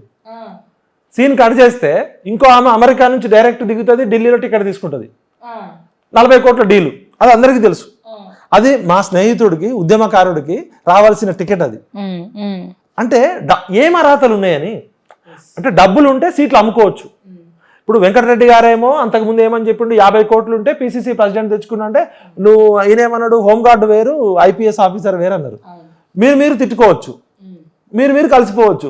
బక్కా జడ్సన్ లాంటోడో లేకపోతే SC ST BC ఏమైనా మాట్లాడితే పార్టీ సస్పెండ్ చేస్తారు. దీని మీద ఒక చిన్న ఎగ్జాంపుల్ చెప్పాను సార్. ఇప్పుడు అంటే మాట్లాడచ్చో లేదో మళ్ళీ ఓపెన్ గా మాట్లాడాలనుకుంటే, ఇప్పుడు ఫర్ ఎగ్జాంపుల్ తీన్మార్ మల్లన్న ఉన్నాడు, అవుట్డేటెడ్ గా స్టార్ క్యాంపెయినర్ చేసిండు, కాంగ్రెస్ పార్టీకి వర్క్ చేసిండు. ఎలక్షన్స్ కి ముందర కాంగ్రెస్ పార్టీలో ఉంటూనే కాంగ్రెస్ గెలుస్తుందో లేదో అన్న మాటలు కూడా మార్నింగ్ న్యూస్ లో మాట్లాడమే కాకుండా రేవంత్ రెడ్డి అన్నారు, ఈ ఆడపిల్లగా నేను చెప్పకూడదు, ఆ డైలాగ్ మీకు తెలిసే ఉంటది, బాగా ట్రోల్ చేశారు. అంత పెద్ద మాట అన్నటువంటి తీన్మార్ మల్లన్నని ఈ రోజున రేవంత్ రెడ్డి పిలిచి, ఆయన కాంగ్రెస్ కార్యకర్త కాదు, ఏం కాదు, మొన్న జాయిన్ అయ్యిండు, పిలిచి టికెట్ ఇచ్చిండు ఎమ్మెల్సీ. మరి ఈయన అంత పెద్ద మాట అయితే బక్కా జెర్సన్ నేను అనలే కదా, రేవంత్ రెడ్డి గారు అన్నాడు బక్కా జెర్సన్ అంత పెద్ద మాట. సవరించుకోండి, పార్టీకి బ్యాడ్ నేమ్ వస్తుంది అని చెప్పి ఒకటి రెండు ఏమన్నా మాట్లాడి ఉండొచ్చు, ఇది కరెక్ట్ కాదు, ఇది కొంచెం చేంజ్ చేసుకోండి అని. మిగిలిన వాళ్ళు కూడా కాంగ్రెస్ పార్టీ ప్రజాస్వామ్యము, డెఫినెట్ గా ఎవరి స్వేచ్ఛ వాళ్ళకు ఉన్నది, ఆ స్వేచ్ఛ ప్రకారమే బక్కా జెర్సన్ గారు చెప్పారు. మరి ఈయన అన్న మాట ఏంది, ఆయన అనని మాట ఏంది, ఆయనకెందుకు అది, ఈయనకెందుకు ఇది? ఇప్పుడు కర్రు నోడిదే బర్రె, నోరు నోడిదే రాజ్యం అంటే మల్లన్న అనే వ్యక్తి ఒక మామూలు జర్నలిస్ట్ నుంచి సోషల్ మీడియాలో అందరి సపోర్ట్ తోటి, కేసీఆర్ మీద వ్యతిరేకంతో, ఒక తీన్మార్ వార్తలు, ఒక క్రియేటివిటీ తోటి అద్భుతంగా పోరాటం చేసిండు, హీరో లాగా అయిండు. అయితే బక్కా జెర్సన్కి ఛానల్ లేదు కదా, బక్కా జెర్సన్ దగ్గర డబ్బులు లేవు కదా, బక్కా జెర్సన్ దగ్గర కార్లు లేవు కదా. ఇప్పుడు మల్లన్న దగ్గర ఛానల్ ఉంది, పొద్దున్న లేస్తే ఇప్పుడు ఉంది. అంటే రేవంత్ రెడ్డి ఇంత పొడుగుందా అంత పొడుగుందా అని అన్నోడేమో, మరి రేవంత్ రెడ్డికి మల్లన్నకి అంతకన్నా ఇంకేముంటుంది? ఒక మనిషిని అంత దారుణంగా, ఒక ముఖ్యమంత్రి స్థాయిలో ఉన్న వ్యక్తిని పట్టుకొని అంత దారుణంగా అవమానించిన వ్యక్తి ఇప్పుడు రేవంత్ సారయ్యండు, ఈయనకేమో సారయ్యండు, ఆయనకేమో అసలు 3 జిల్లాలలో ఇంతకన్నా గొప్ప పోరాటం ఎదురు కనపడలే. ఇప్పుడు వాళ్ళు ఏమనుకుంటుందంటే ఈ 3 జిల్లాలలో మల్లన్నకి లాస్ట్ టైం 1.5 ఓట్లు వచ్చినాయి, ఈసారి ఈజీగా గెలుస్తాడు అనుకుంటుంటే, పాపం సోషల్ మీడియాలో మల్లన్నకి టికెట్ డిక్లేర్ కాగానే మల్లన్న ఛానల్లో కూడా ఈవెన్ మొన్న తొలి వెలుగు రఘు చేసిన ఇంటర్వ్యూలు కానీ 199 మంది విపరీతమైన కామెంట్స్ పెడుతున్నారు. నాకు కూడా అప్పటిదాకా తెలియదు ఇంత వ్యతిరేకత ఉందని చెప్పి. ఇప్పుడు న్యాచురల్ గా ఆర్టిఫిషియల్ గా కామెంట్లు పెట్టడం వేరు, అప్పటికప్పుడు ఇప్పుడు తొలి వెలుగు ఛానల్ కి మల్లన్న ఇంటర్వ్యూ ఇస్తుండని చెప్పి ఏమన్నా పెయిడ్ బ్యాచ్ కి తెలియదు కదా, అప్పటికప్పుడు పెట్టిరు కదా. ఆ ఒక దశలో ఆ కామెంట్స్ బ్లాక్ చేసే పరిస్థితి వచ్చింది. ఇప్పుడు జనరల్ గా ఎవరు కామెంట్స్ బ్లాక్ చేస్తారు? టీ న్యూస్ అనేది కామెంట్స్ బ్లాక్ చేస్తుంది, ఎందుకంటే కేసీఆర్ తిట్టడం వాళ్ళకి నచ్చదు కాబట్టి. ఏ ఛానల్ అయినా కామెంట్స్ ఇంకా చూస్తుంది, దానికి సపరేట్ టీం పెట్టుకుంటుంది. పబ్లిక్ ఏమంటున్నారు, మనం ఏమైనా పొరపాట్లు చేస్తున్నామా అని. ఈవెన్ రాజకీయ నాయకులైనా ఎవరైనా మంచి ఇంటర్వ్యూ తర్వాత నేను కూడా అప్పుడప్పుడు పబ్లిక్ నుంచి కామెంట్స్ చూసుకుంటా, అంటే నేనేమైనా పొరపాటు చేస్తున్నా అని. అది విజ్ఞత గలవాళ్ళు ఎవరైనా చేస్తారు. అట్లాంటిది పబ్లిక్ నుంచి వచ్చే కామెంట్స్ని బ్లాక్ చేసిరంటే తప్పు మన దగ్గర ఉందని అర్థమైంది. ఇలా కాంగ్రెస్ పార్టీ మల్లన్న బక్కా జెర్సన్ ఇట్లా పెడితే జెర్సన్కి ఎందుకు ఇంత సింపతి వచ్చింది? జెర్సన్ ఏమన్నా 6 అడుగుల అజానుభావుడా, లేకపోతే ఆయన దగ్గర 100 కోట్లు ఉన్నాయా, ఆయన లేకపోతే ఆయన వల్ల ఏమన్నా వస్తుందనా? ఆయన పాపం ఆర్థికంగా చాలా బలహీనుడు, శారీరకంగా పాపం దేవుడి దయలేక వికలాంగుడు, యాక్సిడెంట్ అట్లయింది. ఆయన నిజాయితీగా కొట్లాడే ఒక నిబద్ధతది, కన్సిస్టెంట్ని చూస్తున్నాం. ఇలా జెర్సన్ గురించి మనం ఎందుకు మాట్లాడుతున్నాం అంటే కన్సిస్టెన్సీగా ఒకే పోరాటం, స్టాండ్ బై. ఇప్పుడు మనకి కాళ్ళు చేతులు ఉన్నాయి, మనకు కొద్ది గొప్ప భగవంతుడి దయ వల్ల మనము అంతటి ధీరస్థితిలో ఉండి కూడా ఒక ధీరుడిలాగా కొట్లాడుతున్నప్పుడు సింపతి వస్తుంది, ఎంపతి వస్తుంది, అది వస్తుంది. మరి కాంగ్రెస్ పార్టీలో చిన్నారెడ్డి గారు ఉన్నారు, పెద్ద మనుషులు ఉన్నారు, పిలిచి జెర్సన్ ఏమైంది, మీకు ఏం ప్రాబ్లం వచ్చింది, నువ్వు ఇంత కొట్లాడుతున్నావు, నీ వల్ల మా పార్టీకి ఇంత లాభం జరిగింది, నువ్వు ఇన్ని స్కాములు ఇచ్చినావు, సిబిఐకి కేసు వేసినావు, ఈడీకి కేసు వేసినావు, రేవంత్ రెడ్డికి నీకున్న ప్రాబ్లం ఏంది, మరి ఢిల్లీ వాళ్ళన్నా మాట్లాడాలి కదా. ఇప్పుడు రేవంత్ రెడ్డి గారి కన్నా సీనియర్ కదా పార్టీలో, అంటే కుల బలం ఉండాలి, ధన బలం ఉండాలి, నోరు బలం ఉండాలి. మల్లన్న నిన్ను ఎన్ని మాట్లాడినా నీకు మల్లన్న ఓకే, మల్లన్న కొట్లాడిండు, ఆయన క్రెడిబిలిటీ ఆయనకు ఉంది, ఆయన ట్రాక్ రికార్డు మంచి ఇచ్చాడు, అది పక్కన పెడదాం. నువ్వేమంటున్నామంటే ఇది ఒక ఎగ్జాంపుల్ మాత్రమే. ప్రతి కార్యకర్త కూడా ఇవాళ అరే నియమ పార్టీలో డబ్బులు ఉన్న వాళ్ళకే టికెట్లు వస్తాయి, ఇంకా కాంగ్రెస్ పార్టీ రాహుల్ గాంధీ చెప్పేది ఒకటి, ఇక్కడ జరిగేది ఒకటి అంటున్నారు. మేము ప్రధానంగా వాళ్ళ అంతర్గత విషయాలు పక్కకు పెడితే తెలంగాణ సమాజం కాంగ్రెస్ పార్టీ నుంచి సామాజిక న్యాయం ఎక్స్పెక్ట్ చేసింది. ఆ విషయంలో మీరు ఇప్పుడు ఆకురూరి మురళీ సార్ పనిచేసిండు, ఎంతో మంది మేధావులు పనిచేసారు, ఎవరిని పట్టించుకోరు, ఓన్లీ కోదండరాం ఒక్కడే. మీలాంటి వాళ్ళందరికీ ఏమైనా అట్లీస్ట్ నామినేటెడ్ కార్పొరేషన్లను ఇస్తారేమో అనుకున్నాం. వాళ్ళు కార్పొరేషన్ వాళ్ళకే మేము అధికారం ఇచ్చినాం, అట్లా కాదు ఇక్కడ రావాలి. ఇప్పుడు మాలాంటోళ్ళు ఫైటర్స్, మేము ఏ పార్టీ అధికారంలోకి వచ్చినా కూడా ప్రశ్నించడమే మాకు శక్తి. మేము ఆ సీటు రేవంత్ రెడ్డి గారు నన్ను పిలిచి రేపు ఒక 5 లక్షల శాలరీ ఇచ్చి ఒక బుగ్గ కారు ఇచ్చినా 5 నిమిషాలు కూడా ఉండలేను. ఎందుకంటే మనిషి కోరుకునేది స్వేచ్ఛ, స్వాతంత్రము, ఆత్మగౌరవము, నిజం చెప్పడం అనేది మా ఇజం. మేము కేసీఆర్ని మేము రిజెక్ట్ చేసినాం చాలాసార్లు. మాకు కేసీఆర్ పదవులు ఇస్తా అంటే నువ్వేంద్ర మాకు ఇచ్చేది, మేము భిక్ష పెట్టినాము, నువ్వు చక్కగా చేయమని చెప్పి 2001 నుంచి ఆయన ఎమ్మడి పడుకుంటూ వచ్చినాం. 2001లో కేసీఆర్ ఆఫీస్ పలగొట్టినాం. ఆయన మంచి చేసినప్పుడు ఢిల్లీలో సపోర్ట్ చేసినాం, ఆయన చెడు చేసినప్పుడు నేను పృథ్వన్న మేము ఒక నిర్ణయం తీసుకున్నాం, మనము తెలంగాణను కాపాడుకోవాలని చెప్పి. ఇదే రేవంత్ మంచి చేసినప్పుడు రేవంత్ కోసం సపోర్ట్ చేసినాం, ఇదే బండి సంజయ్ మంచి చేసినప్పుడు సపోర్ట్ చేసినాం, ఇదే వీళ్ళు తప్పు చేసినప్పుడు ప్రశ్నించడం. మాకు తెలంగాణ సమాజం ఇచ్చిన బాధ్యత ప్రశ్నించడము, పోరాడడం, మా పరిధి అంతే. మేము అధికారంలో పోయి కూర్చోడానికో ఇప్పుడు కావాలంటే కూడా నేను పదవి తెచ్చుకోవచ్చు. నాకున్న ఢిల్లీలో నాకున్న కాంటాక్ట్స్తో బీజేపీలో కాంగ్రెస్లో నేను ఏ పోస్ట్ కావాలంటే ఆ పోస్ట్ తెచ్చుకునే నెట్వర్క్ ఉంది, టాలెంట్ ఉంది. మాకు మెరిట్ మీద తెచ్చుకోవచ్చు. మేము పోస్ట్ తీసుకుంటే ఆ పోస్టుకు బానిస అవుతాం. ఇప్పటికే అందరు అమ్ముడు పోతున్నారు, మాలాంటి కొద్ది మంది కూడా లేకపోతే అని చెప్పి పృథ్వన్న మేము ఒక స్టాండ్ తీసుకొని కమిట్మెంట్ ఉన్నాం. మేము ఏమంటున్నామంటే మాకు నామినేటెడ్ పోస్ట్లో, మాకు ఎమ్మెల్సీలో, మాకు ఎంపీలో మీకన్నా మేము ఇంకా ఎక్కువ గౌరవంగా ఉన్నాం. మాకు ఇలా తెలంగాణ విటల్ అనే టైటిలే చాలా పెద్ద పోస్టు. ఇలా మేము ఎక్కడ రోడ్డు మీద పోయినా మాకు మాకు గౌరవం దొరుకుతుంది. మీలాగా బుగ్గకారులో ఉంటేనో, గన్మెన్లు ఉంటేనో, లేకపోతే అధికారం ఉంటేనే కాదు, మాకు సమాజంలో మాకు నిజమైన ప్రజలు గుర్తిస్తారు. మాకు మీ పోస్టులు అక్కర్లే. ఎవరైతే మీ కాంగ్రెస్ కార్యకర్తలు నిజమైన కార్యకర్తలు ఉన్నారో వాళ్ళకి న్యాయం చేయండి. పక్క పార్టీలలో డబ్బు సంచులు పట్టుకొని ఈ భూములు మింగిన భూబకాసుల్ని, కొండలు మింగిన ఆనకొండల్ని, గుట్టలు మింగిన ఆనకొండల్ని చేయకండి. కేసీఆర్ అదే తప్పులు చేసిండు, అందుకనే కేసీఆర్ ఉన్నాడు. రేవంత్ అన్న నేను ఇప్పటికైనా చెప్తున్నా, మీరు ఇప్పటికైనా మీకు చిన్న వయసులో ముఖ్యమంత్రి పదవి వచ్చింది, మీరు చదువుకుంది ఏమి ఇంటర్నేషనల్ రిలేషన్స్ కాదు, ఒక ఎక్స్పర్ట్ బిఏ చదువుకొని ఒక నిజాయితీగా కొట్లాడడంతో కేసీఆర్ తోటి ఒక ధీరుడిలాగా కొట్లాడారు. ఆ కన్సిస్టెన్సీ తోటి తెలంగాణ సమాజం మిమ్మల్ని ఒక బాహుబలిలాగా చూసింది. మీకు జ్ఞానం లేకపోతే జ్ఞానంలోని పిలుచుకొని సలహాలు తీసుకోండి. ఎవరికి అందరికీ అన్ని విషయాలు తెలియదు. కేసీఆర్ 80,000 పుస్తకాలు చదివి ఎంఎస్సీ పొలిటికల్ సైన్స్ చదివి నేనే మేధావి అనేతోటి అజ్ఞానంతో అహంకారంతో అంధకారంలో పడిపోయాడు. ఎప్పుడైతే అజ్ఞానం ఉంటుందో అక్కడ అహంకారం ఉంటుంది. ఇగో ఎవరికి ఎక్కువ ఉంటుంది అంటే 5 నెలల్లోనే అహంకారం వచ్చి ఉండొచ్చా? నేను అనేది వచ్చిందా రాలేదా కాదు, ఏ మనిషికైనా, నాకైనా మీకైనా ఎప్పుడైతే అజ్ఞానం ఉంటుందో అక్కడ ఇగో ఎక్కువ ఉంటుంది. నాలెడ్జ్ ఉన్నోడికి ఇగో ఉండదు. నాలెడ్జ్ ఉన్నోడు ఇంకా 10 మంది కలుపుకుంటారు. ఇప్పుడు మీ టీంలో మీ సలహాదారులు ఎవరున్నారో అసలు పబ్లిక్ ఏమనుకుంటున్నారు, విద్యార్థులు ఏమనుకుంటున్నారు, ఉద్యమకారులు ఏమనుకుంటున్నారు, అమరవీరుల కుటుంబాలు ఏమనుకుంటున్నారు, సబ్బండ వర్గాలు ఏమనుకుంటున్నారు అనేది రెగ్యులర్ డెమోక్రసీలో ఒక డైలాగు, ఒక డిబేటు, ఒక డిస్కషన్ ఉండాలి. అప్పుడే ఫ్రెష్ ఇన్ఫర్మేషన్ వస్తుంది. మీ చుట్టూ ఏదో 4 అచ్చిరెడ్డి పిచ్చిరెడ్డి లచ్చిరెడ్డిని పెట్టుకొని నలుగురు మీ బంధువులను, మీకు తెలిసిన వాళ్ళనో చెప్పి, లేకపోతే మీకు బాగా క్లోజ్ అని చెప్పి వాడు ఎంతసేపు మీకు ఏం చెప్తాడు, ఓ సూపర్ రాజాది రాజా మహారాజా అని చెప్తాడు. ఇప్పుడు సద్విమర్శ చేసేటోళ్ళని వాళ్ళు చెప్పే దానిలో నిజం ఉందా, విఠల్ ఏం చెప్తున్నాడు, ఓకే టీవీ శ్రావ్య ఏం చెప్తుంది, వీళ్ళు నిజమే చెప్తున్నారా అంటే ఎగ్జాంపుల్ మనమని కాదు, మనకన్నా పెద్దోళ్ళు మేధావులు హరగోపాల్ లాంటి వాళ్ళు ఉన్నారు, జస్టిస్ సుదర్శన్ రెడ్డి సార్ వాళ్ళు అంటున్నారు, అందశ్రీ లాంటి వాళ్ళు ఉన్నారు, వినయ్ సార్ ఉన్నారు, పాషం యాదగిరి సార్ ఉన్నారు, మనకన్నా ముందు తరం వాళ్ళు చాలా మంది ఉన్నారు. ఇంతవరకు రేవంత్ రెడ్డి గారు తెలంగాణ పౌర సమాజంలో రేవంత్ రెడ్డి గారు ముఖ్యమంత్రి కావడానికి పనిచేసిన ఎవరినన్నా పిలిచి ఒక మీటింగ్ పెట్టిండా అంటే ఒక కోదండరామ్ సారు మీకు దగ్గర కాబట్టి ఆయన పొలిటీషియన్. కోదండరామ్ సార్ పార్టీ పెట్టక ముందు వేరు, తెలంగాణ జనసమితి పార్టీ మీ కాంగ్రెస్ పార్టీ పెట్టుకున్నారు, ఆయనకు ఒక ఎమ్మెల్సీ సీట్ ఇచ్చారు, ఒక రాజకీయ నాయకుడు ఇంకో రాజకీయ నాయకుడితో మాట్లాడు, సార్ మా ప్రొఫెసరే, బట్ ఆయన ఒక్కడే కాదు కదా త్యాగం చేశారు. మీరు మాకు పక్కకు పెట్టండి, అమరవీరుల కుటుంబాలు అడ్రస్ లేకుండా ఉన్నాయి, దీనమైన పరిస్థితిలో ఉన్నారు. కేసీఆర్ 1200 మంది చచ్చిపోయారని చెప్పి మార్కెటింగ్ చేసుకున్నాడు, కానీ అడ్రస్సులు ఏమంటే అడ్రస్సులు లేవని చెప్పిండు. మరి 5 నెలల కాలంలో కనీసం 1200 మంది అడ్రస్సులు మీకు దొరకలేదా? విద్యార్థుల మీద కేసులు ఉన్నాయి, చాలా మంది కేసులు ఎందుకు ఎత్తేయలేదు? ముఖ్యంగా ఏమైందంటే నిరుద్యోగులు ఎంతైతే 46 జీవో అనేది ఎగ్జాంపుల్, కనీసం మీరు పిలిచి వాళ్ళతో మాట్లాడలేక రేవంత్ రెడ్డి గారు ఎందుకు ఇంతవరకు కనీసము ఆ జీవో నెంబర్ 46 వాళ్ళతో ఒకసారి కూర్చోలేకపోయాడు? ఆ బల్మూరు వెంకటే చిన్నపిల్లోడు, ఆ అబ్బాయిని ఎమ్మెల్యేనో ఎంపీనో చేయొచ్చు కానీ తీసుకుపోయి పెద్దల సభలో కూర్చోబెట్టారు. రేవంత్ రెడ్డే నేను చిన్నపిల్లోడు అని చెప్తాడు, అట్లాంటిది పెద్దల సభకు బల్మూరు వెంకటే తీసుకుపోయారు. ఆ అబ్బాయి ఏమని మాట్లాడతాడు? విద్యార్థులకు ఎమోషన్స్ ఉంటాయి, వాళ్ళ ప్రాబ్లమ్ని అర్థం చేసుకోవాలి. ఒక్కసారి ముఖ్యమంత్రి గారు సినిమా యాక్టర్లను కలవడానికి అవకాశం ఉంటుంది, ఫారెన్ పోయడానికి అవకాశం ఉంటుంది, ట్వీట్ అది మంచిదే. ఇప్పుడు సినిమా వెంకటేష్ని కలవచ్చు, బాలయ్యని కలవచ్చు, క్రికెట్కి పోయి చూడొచ్చు, అది అవసరమే సమాజంలో. కానీ ఏ విద్యార్థుల త్యాగాలతో అయితే నువ్వు సీఎం సీట్లో కూర్చున్నావో జీవో నెంబర్ 46 వాళ్ళతో ఒక్కసారి కూడా ఎందుకు కూర్చోలే? వాళ్ళు ఏమైనా రాంగ్ ట్రాక్ కలపడితే అదైపోయిందా? సెకండ్, మీరు ఇంతవరకు ఈ సామాజిక న్యాయం అని చెప్పి కులగరని అన్నారు కదా, బీహార్లో 40 అంశాలతో ఒక క్వశ్చనీర్ రిలీజ్ అయింది, రెడీమేడ్ బీహార్లో క్వశ్చనీర్ రెడీగా ఉంది. ఒక సమగ్ర కుటుంబ సర్వే. నిజంగా కాంగ్రెస్ పార్టీకి చిత్తశుద్ధి ఉంటే మేము ఎందుకు ఇవాళ బాధపడుతున్నామంటే ఇప్పటికైనా సరి చేసుకోమని చెప్తున్నాం.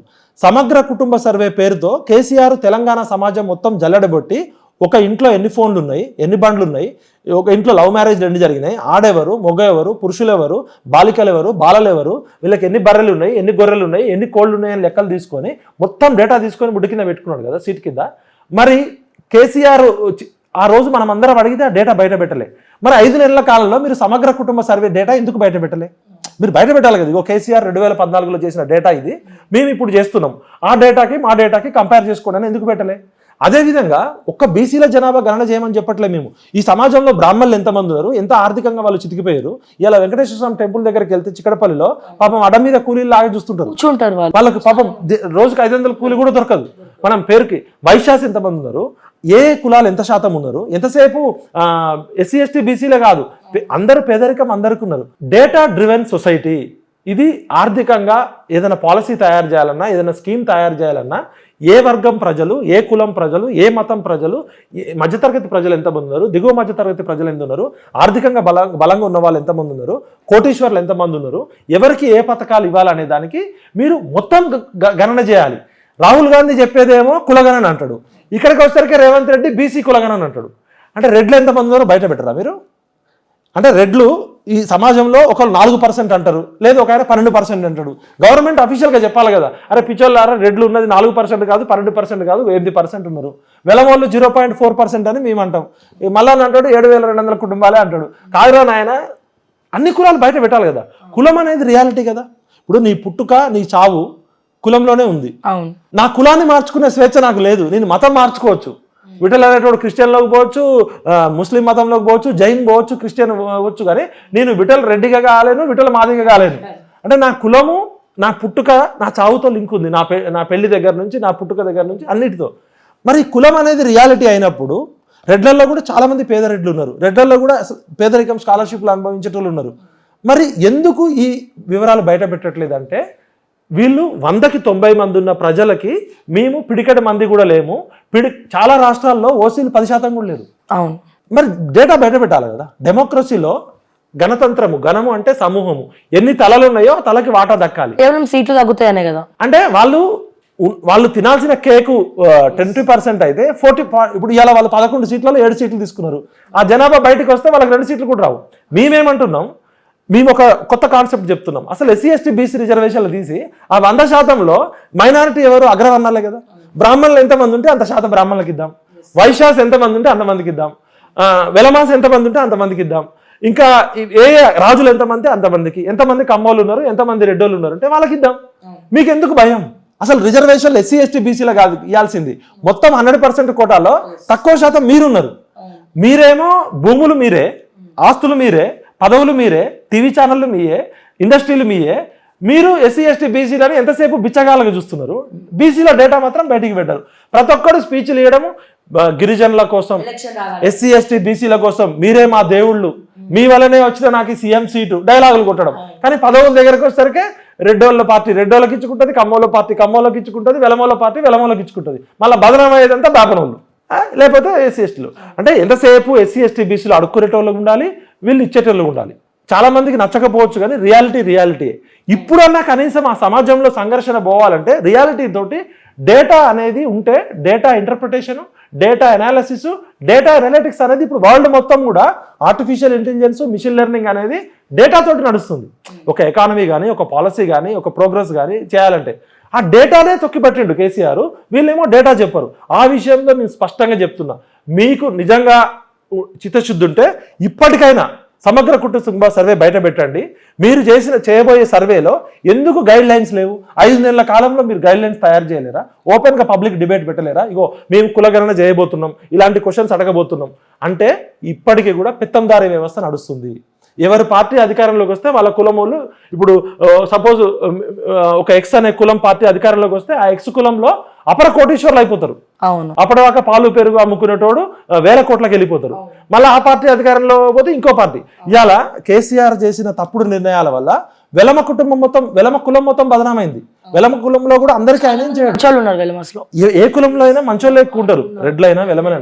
కొంతమంది దుర్మార్గుల వల్ల ఇలా రెడ్లలో మంచోళ్ళు లేరా, కమ్మోళ్ళలో మంచోళ్ళు లేరా, ఎస్సీలలో ఉండరా? అంటే గుణం వేరు, కులం వేరు. కానీ కేసీఆర్ చేసిన విధ్వంసం వల్ల మొత్తం వెలమ కులం ఇలా బదనామయ్యే పరిస్థితి. చాలా మంది వెలమ ఇంటలెక్చువల్స్ ఏమంటున్నారంటే, మేము కేసీఆర్ వల్ల బదనామైపోయినాం, వాడు వెలమోడని చెప్పుకోవడానికి మాకు సిగ్గు అనిపిస్తుంది, మా వల్ల మొత్తం గడీల దొరలు అనే ఒక మాకు బ్యాడ్ నేమ్ వచ్చింది, మమ్మల్ని సామాజికంగా వెలివేసే పరిస్థితి వచ్చిందని చెప్తున్నారు.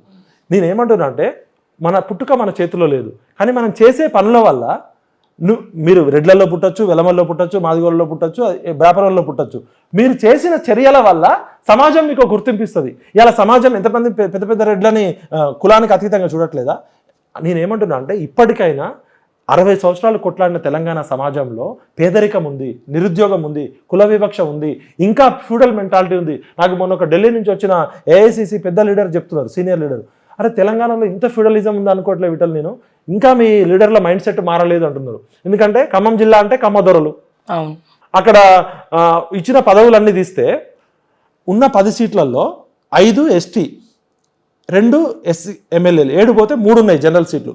3 కునంనేని సాంబశివరావు కమ్మ సిపిఐ, పువ్వాడ మన తుమ్మల నాగేశ్వరరావు కమ్మ, పొంగులేటి శ్రీనివాసరెడ్డి రెడ్డి. ఉన్న 3 సీట్లలో 3 మీరే తీసుకుంటే మరి బీసీలు 60% ఉన్నారు కదా, 60% మందికి ఒక సీట్ లేదు. ఉన్న రాజ్యసభ సీటు రేణుకా చౌదరికి ఇచ్చేసారు. సరే మీరు ఎమ్మెల్యేలు ఇవ్వలేదు, ఎంపీలు ఇవ్వలేదు, పార్టీలో ఉన్న నామినేటెడ్ పోస్టులు ఉంటాయి కదా, ఇచ్చిన 2 ఖమ్మంలోకి ఇచ్చారు. పార్టీలో ఎన్ఎస్యుఏ ప్రెసిడెంట్, మహిళా Congress president, youth Congress president, party DCC, ఇది ఏదో ఆంధ్రాని రిఫ్లెక్ట్ చేస్తున్నట్టుంది. పూర్తిగా ఒక ఖమ్మం జిల్లా ఇప్పటికే ఖమ్మం జిల్లా అయింది. మిగతా పార్టీలు టీడీపీ ఉన్నప్పుడు ఖమ్మంలోకే ఇచ్చిర్రు, టీఆర్ఎస్ వెలమోళ్ళకి ఖమ్మంలోకి ఇచ్చారు. కనీసం కాంగ్రెస్ వస్తే అందరికి ఇస్తారు అనుకుంటే 3 మంత్రి పదవులు తీసుకున్నారు కదా. ఒక బట్టి విక్రమార్క పక్కకు పెడితే మొత్తం ఖమ్మంలో పెత్తనమో రెడ్డోళ్ళ పెత్తనమేనా? పొంగులేటి శ్రీనివాసరెడ్డి గారు నాకు బాగా మిత్రుడు, మంచోడు, మనిషి మంచోడు, కానీ ఆయనకి రాజకీయ నేపథ్యము, సామాజిక నేపథ్యము, పౌర సమాజంతో సంబంధం ఉన్న వ్యక్తి కాదు. ఒక కష్టపడి చిన్న స్థాయి నుంచి వ్యాపారవేత్త అయిండు, కష్టపడి సంపాదించుకున్నాడు, కాంట్రాక్టర్ అయిండు. జగన్ గారు ఇచ్చిన అవకాశంతో జగన్ నుంచి వైఎస్ఆర్సీపీ ఎంపీ అయిండు, ఖమ్మం జిల్లాలో ట్రెండ్ సృష్టించాడు. కేసీఆర్తో ఉన్నాడు, కేసీఆర్ని ఎదిరించిండు, కేసీఆర్ని ఎదిరించినాక మనం అంతా సపోర్ట్ చేసినాం. మరి పొంగులేటి శ్రీనివాసరెడ్డి కూడా ఆలోచించాలి కదా. ఇప్పుడు నా తమ్ముడికి సీటు కావాలని అడిగే బదులు, నా వియంకుడికి సీటు కావాలని అడిగే బదులు, అరే నేనే అదృష్టవశాత్తు ఏదో వ్యాపారంలో ఇన్ని డబ్బులు సంపాదించుకున్నా, నాకు మంత్రి పదవి వచ్చింది, నాకు ఇంత గుర్తింపు వచ్చింది, మరి ఒక యాదవ్కో, ఒక గౌడ్కో, ఒక ముదిరాజుకో టికెట్ ఎందుకు ఇప్పించుకోకూడదు? మొన్నటి రాక ఖమ్మోళ్ళు అంతా ఖమ్మం జిల్లా నాశనం అన్నారు. అంటే మరి మా యాదవుల ఓట్లు మీకు అక్కర్లేదా? మా గౌడ్స్ ఓట్లు మీకు అక్కర్లేదా? మా ముదిరాజుల ఓట్లు మీకు అక్కర్లేదా? చదువుకున్న ప్రతి బీసీని నేను అడుగుతున్నా. ఇలా నల్గొండ జిల్లాకు వస్తే 75 సంవత్సరాల నుంచి అచ్చిరెడ్డి, పిచ్చిరెడ్డి, లచ్చిరెడ్డి, ఏ పార్టీ అయినా తీసుకోండి, అక్కడ రెడ్లలో కూడా ప్రాణాలకు తెగించి త్యాగం చేసిన పెద్ద పెద్ద రెడ్లు కమ్యూనిస్ట్ లీడర్లు ఉన్నారు. మళ్ళీ అట్లాంటి వాళ్ళకి ఇయ్యరు. 100 కోట్లు 1000 కోట్లు వాడు కాంట్రాక్టులు చేసి 100 కోట్లను సంపాదించాలి, భూములు భూంగిన భూ కబ్జాదారైనా కావాలి. ఇప్పుడు ఉత్తమ్ కుమార్ రెడ్డి గారు ఉన్నారు, మళ్ళీ ఉత్తమ్ కుమార్ రెడ్డి గారు వైఫ్ ఉన్నారు, కోమటిరెడ్డి గారు ఉన్నారు, కోమటిరెడ్డి రాజగోపాల్ రెడ్డి గారు ఉన్నారు. వీళ్ళల్లో మంచి క్వాలిటీస్ నేను లేవనట్లే, అంటే ఫ్యామిలీ క్లబ్స్ చెప్తున్నా. జానారెడ్డి గారు ఉన్నారు, జానారెడ్డి గారు సీనియర్ లీడరు, ఆయన కొడుకు ఎమ్మెల్యే సీటు, ఆయన ఇంకొక కొడుకు ఈ మొత్తం కుటుంబ పాలనే ఉంది ఇందులో కూడా. రాహుల్ గాంధీ చెప్తుంటాడు కదా మేము సామాజిక న్యాయం అంటే. మళ్ళా దామోదర్ రెడ్డి అంటే కాంగ్రెస్ పార్టీ అంటే ఈ 4 రెడ్లే, ఇంకెవరు మాట్లాడకూడదు. టీఆర్ఎస్ అంటే జగదీశ్వర్ రెడ్డి. బీజేపీ కూడా నల్గొండలో సైదిరెడ్డి అనేటోడు నిన్నటి దాకా బండి సంజయ్కి వ్యతిరేకంగా కొట్లాడి బండి సంజయ్ మీదే దాడి చేయించినోడికి మీరు ఎట్లా ఇస్తారు సైదిరెడ్డికి టికెట్? మీకు ఇంకొకటి దొరకలేదా? మీకు పారాషూట్ లీడరా? అంటే అన్ని రాజకీయ పార్టీలు చెప్పేది ఒకటి, చేసేది ఒకటి. వీళ్ళు ఎస్సీ ఎస్టీ బీసీ ఓట్ల కోసం రిజర్వేషన్లు అంటారు, లేకపోతే సామాజిక న్యాయం అంటారు, అసలు అంబేద్కర్కి పోయి దండేస్తారు, జ్యోతిబా పూలే పేరు పెడతారు, కానీ పంపకాల దగ్గరకు వచ్చేసరికి మళ్ళీ బిచ్చగాల లాగానే ఉండాలి. అది మేము ఒక చదువుకున్న స్కాలర్గా, ఒక తెలంగాణ వాదిగా అడగడము, పోరాడము నా ప్రాథమిక బాధ్యత. ఏ తెలంగాణ వస్తే సబ్బన్న వర్గాలకు న్యాయం జరుగుతుందని మేము కొట్లాడినామో, చనిపోయిన ఎస్సీ ఎస్టీ బీసీల త్యాగాలు ఎక్కువ ఉన్నాయి. రెడ్డిలలో పేదలను గౌరవించుకోవాలి, వాళ్ళని గుర్తించాలి. వెలమలలో పేదలు ఉన్నారు, గౌరవించుకోవాలి. కులం అనేది ప్రాతిపదిక కాదు, వాళ్ళ పేదరికము, వాళ్ళ ఆర్థిక స్థితి ఉండాలి. ఇవాళ ఆస్తులు ఎవరి చేతిలో ఉన్నాయి? తెలంగాణ సంపద, భూములు అన్నీ ఎవరి చేతిలో ఉన్నాయి? మేము రెడ్లకు వ్యతిరేకం కాదు, వెలమలకు వ్యతిరేకం కాదు, కమలకు వ్యతిరేకం కాదు, మేము ఎవరికి వ్యతిరేకం కాదు. మేము అనుకూలం. మాకు రావాల్సిన వాటా మాకు ఎందుకు ఇయ్యరు? మీరేమో రోజు బిర్యానీలు తింటారు, మా పిల్లలకి కనీసం అన్నం కూడా పెట్టరా? మీరు బిర్యానీలు తినండి, తాగి ఊగండి, మీరు 5 స్టార్ హోటళ్ళలో ఉండదు, మాకు సంబంధం లేదు. మాకు రావాల్సిన వాటా మాకు ఎందుకు రాలి? రాజ్యాంగం అని చెప్పేది అదే కదా. రాజ్యాంగం ప్రవేశిక పీఠికలో భారతదేశ ప్రజలమైన మేము మాకుగా సమర్పించుకుంటున్న రాజ్యాంగం సామాజిక, ఆర్థిక, స్వేచ్ఛ, స్వాతంత్ర, న్యాయంతో కూడిన భారతదేశాన్ని ఇస్తామన్నాం. మాకు సామాజిక న్యాయం వద్దా? మాకు ఆర్థిక న్యాయం వద్దా? బ్యాంకుల్లో లోన్లు మీరే, ఇండస్ట్రీలు మీరే, వ్యాపారవేత్తలు మీరే, సినిమా హీరోలు మీరే. ఇది ఎస్సీ ఎస్టీలకి న్యాయం కొద్ది గొప్ప వాళ్ళకి దక్కుతుంది. బీసీల విషయంలో మీకు ఉత్తరప్రదేశ్లో కానీ, బీహార్లో కానీ, లేకపోతే తమిళనాడులో కానీ, కర్ణాటక, కేరళలో అక్కడ ఫిలాసఫికల్ మూమెంట్స్ రావడంతో నారాయణ గురు కానీ, పెరియార్ కానీ, అక్కడ బీసీలు ఇవాళ తమిళనాడులో ఇవాళ అన్ని పార్టీలలో బీసీలే నిర్ణాయక శక్తి ఉంటే, ఈ తెలుగు రాష్ట్రాలకు పట్టిన జబ్బు పేరు ఒక వైరస్ పట్టింది, కుల గజ్జి ఫ్యాక్టరీలు, కేజీఎఫ్ ఫ్యాక్టరీలు. ఏ పార్టీ అధికారంలోకి వస్తే ఆ పార్టీలో ఉన్న కులంలో ఉన్న పెత్తందారులకి, కాంట్రాక్టర్లకి, రియల్ ఎస్టేట్ బ్రోకర్లకి ఇచ్చేసి అప్పటిదాకా 10 కోట్ల టర్న్ ఓవర్ ఉన్నోడు 10,000 కోట్లకి వెళ్ళిపోతాడు 5 సంవత్సరాల కాలంలో. ఇది last 75 years political economy subject study చేస్తే కేవలం ఆ పెత్తందారుల వ్యవస్థ నడుస్తుంది. వెల్కమ్ రెడ్డి రాజ్యం. 75 సంవత్సరాల స్వతంత్ర ఆంధ్రప్రదేశ్, ఉమ్మడి ఆంధ్రప్రదేశ్ కానీ తెలంగాణ పొలిటికల్ హిస్టరీ తీస్తే కమ్మాసు, రెడ్డిసు, వెలమాసు ఈ 3 కులాలు కలిసి మిగతా సమాజం మొత్తానికి రావాల్సిన వాటాలు వాళ్ళు అధికంగా తిన్నారు. వాళ్ళకి రావాల్సిన వాటా కన్నా వాళ్ళు ఎక్కువ తిన్నారు. కాబట్టి తిరిగి ఇచ్చేయమని అడుగుతున్నాం. తిరిగి ఇచ్చేయకపోతే లాక్కుంటాం.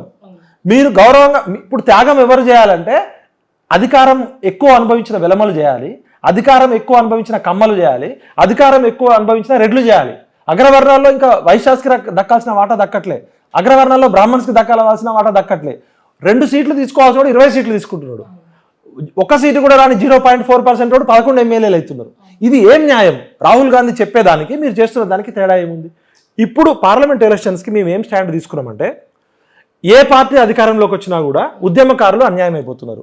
ఇవాళ తెలంగాణ సమాజంలో దిక్కులేని, దిక్కుతోచని పరిస్థితిలో ఉన్న అనాథలు ఎవరంటే, అనాథలు కాదు, తెలంగాణ ఉద్యమకారులు, అమరవీరుల కుటుంబాలు, ఉద్యమంలో కేసులు పెట్టుకున్న విద్యార్థులు, నిరుద్యోగులు. ఈ తెలంగాణ రావాలని ఎవరైతే కొట్లాడిర్రో 69 నుంచి ఇప్పటి వరకు ప్రతిసారి పెనం నుంచి పెంకమించి పొయ్యిలో పడ్డట్టు వీళ్ళ పరిస్థితే ఉంది. వీళ్ళని ఇప్పటికైనా గుర్తించండి రేవంత్ అన్న. మీ పార్టీ సీటు కాపాడింది, కాపాడబోయేది, రేపు మీకు నష్టం వస్తే వీళ్ళే. వీళ్ళందరూ లోక్సభలో ఎటువైపు ఉన్నారు? మేము తెలంగాణ ఉద్యమకారులుగా ఒక ఓపెన్ అప్పీల్ ఇస్తున్నాం. మాకు భౌగోళిక తెలంగాణ వచ్చింది. మాకు రేవంత్ రెడ్డి ముఖ్యమంత్రి ఉంటాడా, కేసీఆర్ ఉంటాడా, కిషన్ రెడ్డి ఉంటాడా, ఎల్ఐ ఉంటాడా, మల్లయ్య ఉంటాడా, పుల్లయ్య ఉంటాడా కాదు. మా తెలంగాణలో మేము సామాజిక న్యాయం కోరుకుంటున్నాం. ఈ సామాజిక తెలంగాణ విషయంలో ఎస్సీలకు దావాల్సిన రాట ఎస్సీలకు దక్కాల్సిందే, మాదిగలకు అన్యాయం జరిగితే మాదిగలకు ఇవ్వాల్సిందే, ఎస్టీలకు అన్యాయం జరిగితే ఎస్టీలకు ఇవ్వాల్సిందే. కోయోళ్ళకి, లంబడోళ్ళకి మధ్య గొడవ పెట్టిండు కేసీఆర్. అట్లా కాకుండా ఎవరి వాటా వాళ్ళకి ఇవ్వండి. ఇవాళ మాదిగలకి 3 సీట్లు ఇవ్వాల్సిన 3 సీట్లలో ఎస్సీలలో ఒక్క మాదిగ సీటు కూడా ఇవ్వరా కాంగ్రెస్ పార్టీ? నాగర్ కర్నూలు మానలకే ఇస్తారు, పెద్దపల్లి మానలకే ఇస్తారు, ఆదిలాబాద్ మన వరంగల్ ఏమో మాదిగల్లో ఉన్న బైండ్ల కులానికి ఇచ్చారు, వాళ్ళు కూడా వెనకబడ్డోళ్ళే. మరి మాదిగలు 12 నుంచి 15% ఉన్నారు కదా తెలంగాణలో. ఒక పార్టీ ఒక కులం మీద ఏ విధంగా కక్ష కడుతుంది? వాళ్ళు ప్రధానమంత్రి మోడీ వర్గీకరణకి అనుకూలం ఉండొచ్చు, మందకృష్ణ మాదిగ బీజేపీ, ఇంకా మొత్తం మాదిగలు అంటే మందకృష్ణ మాదిగ ఒక్కడేనా? అంటే మందకృష్ణ మాదిగ మీద కోపంతో మీరు మిగతా మాదిగలందరినీ దూరం చేసుకుంటారా? కాంగ్రెస్ పార్టీ ఇలా అధికారంలో ఉంది, 75 సంవత్సరాలు పవర్ ఎంజాయ్ చేసింది అంటే దళిత ఓటు బ్యాంకే కదా. ఇప్పుడు మాలలకు ఇవ్వాల్సిన వాటా మాలకి ఇవ్వండి. ఆ విషయంలో మేము రాజీలోని పోరాటం చేస్తాం, అది ఏ పార్టీతోటైనా. కాబట్టి మాదిగలకి 3 సీట్లలో 1 సీటు కూడా ఇవ్వకపోతే కాంగ్రెస్ పార్టీకి బుద్ధి చెప్పాల్సిందే. ఆ విషయంలో మేము క్లియర్ స్టాండ్. సెకండ్ వచ్చేసి 17 సీట్లలో ఎస్టీ 2, ఎస్సీ 3, 5 సీట్లు పోతే మిగతా 12 సీట్లలో బీసీలకి 50% అంటే 6 సీట్లు రావాలి. మొత్తం 17లో 50% అంటే 9 రావాలి. సరే, ఈ సీట్లు 3 సీట్లు ఇలా ఇంత తిడుతున్నాం కదా బీఆర్ఎస్ పార్టీని. బీఆర్ఎస్ పార్టీ 6 సీట్లు ఇచ్చింది. అది గెలుస్తుందా ఓడుతుందా పెడితే వాళ్ళు సామాజిక న్యాయం పాటించారు. ఇప్పుడు భువనగిరిలో గొల్ల కుర్మలు ఎక్కువ ఉన్నారు, గౌడ్స్ ఎక్కువ ఉన్నారు. బీజేపీ పార్టీ బూర నరసయ్య గౌడ్కి టికెట్ ఇచ్చింది, టిఆర్ఎస్ పార్టీ గొల్ల కుర్మ నుంచి ఇచ్చింది. మరి అక్కడ మీరు కూడా ఒక యాదవ్కో ఒక గౌడ్కో ఇవ్వాలి, అక్కడ రెడ్డికి ఇచ్చి. నల్లగొండలో ఉన్న 2 సీట్లు ఉంటే 2 రెడ్లకే ఇచ్చారు. ఇక సోషల్ మీడియాలో ఏం కామెంట్లు పెడుతున్నారో మీరు చూసుకోండి. గెలిచే సీట్లలో ఖమ్మం సీటు బీసీలకు ఇయ్యరు, నల్గొండ సీటు బీసీలకు ఇయ్యరు, భువనగిరి సీటు బీసీలకు ఇయ్యరు. ఓడిపోయే సీటు ఎక్కడో జహీరాబాద్లోనో, లేకపోతే పాపం నిలగాక మొన్న వచ్చిన నీలం మధు ముజిరాజ్ దగ్గర రియల్ ఎస్టేట్ లేదు డబ్బులు వచ్చినట్టున్నాయి. టీఆర్ఎస్ పార్టీ సగం ఆగం చేసింది. ఇప్పుడు మిగతా అప్పులు చేసి అబ్బాయిని పెడుతున్నారు. మరి ఇదే నీలం ముజిరాజ్కి టికెట్ ఇవ్వాలనుకుంటే గెలిచే సీట్ ఇవ్వచ్చు కదా మీరు. అదేవిధంగా మునూరు కాపులకు టికెట్ ఇవ్వాలనుకుంటే దానం నాగేందర్ లాంటి దొరికింది, వేరే ఎవరు లేరా? ఇప్పుడు దానం నాగేందర్కి మంచి ఉంది, చెడు ఉంది. కానీ తెలంగాణ ఉద్యమ నేపథ్యంలో ఆయన తెలియకుండా ఒక నెరేటివ్లోకి వెళ్ళిపోయాడు. పీజేఆర్ కూతురు అక్కడ వ్యతిరేకం చేస్తుంది అంటే మీరు బీసీలని ఈ 3 సీట్లు ఇచ్చారు కదా, 3లో ఎంతమందిని గెలిపించుకుంటారు? అంటే మీ రాజకీయ విష ప్రయోగాల కోసం ఇలా దానం నాగేందర్నో నీలం మధు ముదిరాజ్నో బకరా చేస్తున్నారు అంటున్నారు. బీసీలకు రావాల్సిన 6 సీట్ల విషయంలో బీజేపీ పార్టీ చాలా ఇవాళ ఎందుకు మేము బీజేపీ వైపు మాట్లాడాల్సి వస్తుందంటే మాకు బీజేపీతో చాలా డిఫరెన్సెస్ ఉన్నాయి. హిందుత్వ ఫిలాసఫీలో, కోర్ ఫిలాసఫీలో మాకు చాలా ఉన్నాయి. బీసీ కులగణన విషయంలో చాలా డిఫరెన్స్ ఉన్నాయి. కానీ ఎందుకు మేము ఇవాళ బీజేపీ పార్టీకి ఎందుకు సపోర్ట్ చేయాల్సి వస్తుందంటే ఎక్కడెక్కడైతే తెలంగాణ వాదులు ఉన్నారో ఫస్ట్ తెలంగాణ వాదం మాకు. కొండా విశ్వేశ్వరరెడ్డికి మేము ఎందుకు సపోర్ట్ చేస్తున్నాం? కొండా విశ్వేశ్వరరెడ్డి అనే వ్యక్తి కులాలకి మతాలకు అతీతంగా తెలంగాణ అస్మిత, తెలంగాణ అస్తిత్వానికి ప్రతీక. కొండా విశ్వేశ్వరరెడ్డి మాకు రాజకీయ నాయకుడుగా కనపడు, తెలంగాణ పర్సనాలిటీకి రిఫ్లెక్ట్ అవుతాడు. తెలంగాణ హృదయం ఎట్లాంటిదంటే ఉన్నట్టు మాట్లాడుతుంది, లోపల ఒకటి బయట ఒకటి పెట్టుకోడు, కుల్లం మాట్లాడుతుంది. మీ అలా కొండా విశ్వేశ్వరరెడ్డి దగ్గరికి వెళ్తే ఆయన మీకు నచ్చకపోతే నచ్చలేదని చెప్తాడు, నచ్చితే నచ్చదు, అబద్ధాలు చెప్పడు, మోసం చేయడు. తెలంగాణ క్యారెక్టర్ పార్లమెంట్లో ఉండాలి. బాగా చదువుకున్నాడు, ఉన్నత విద్యావంతుడు, టెక్నోక్రాటు. ఆయన వల్ల చాలా పార్లమెంటు డిబేట్స్లో చాలామంది మిగతా పార్లమెంటరీని చాలా నేర్చుకున్నారు. కొండా విశ్వేశ్వరరెడ్డి బీఆర్ఎస్ పార్టీలో ఉన్నా సపోర్ట్ చేస్తాం మేము. ఎందుకంటే కొండా విశ్వేశ్వరరెడ్డి వ్యక్తిని పార్టీగా చూడట్లేదు మేము.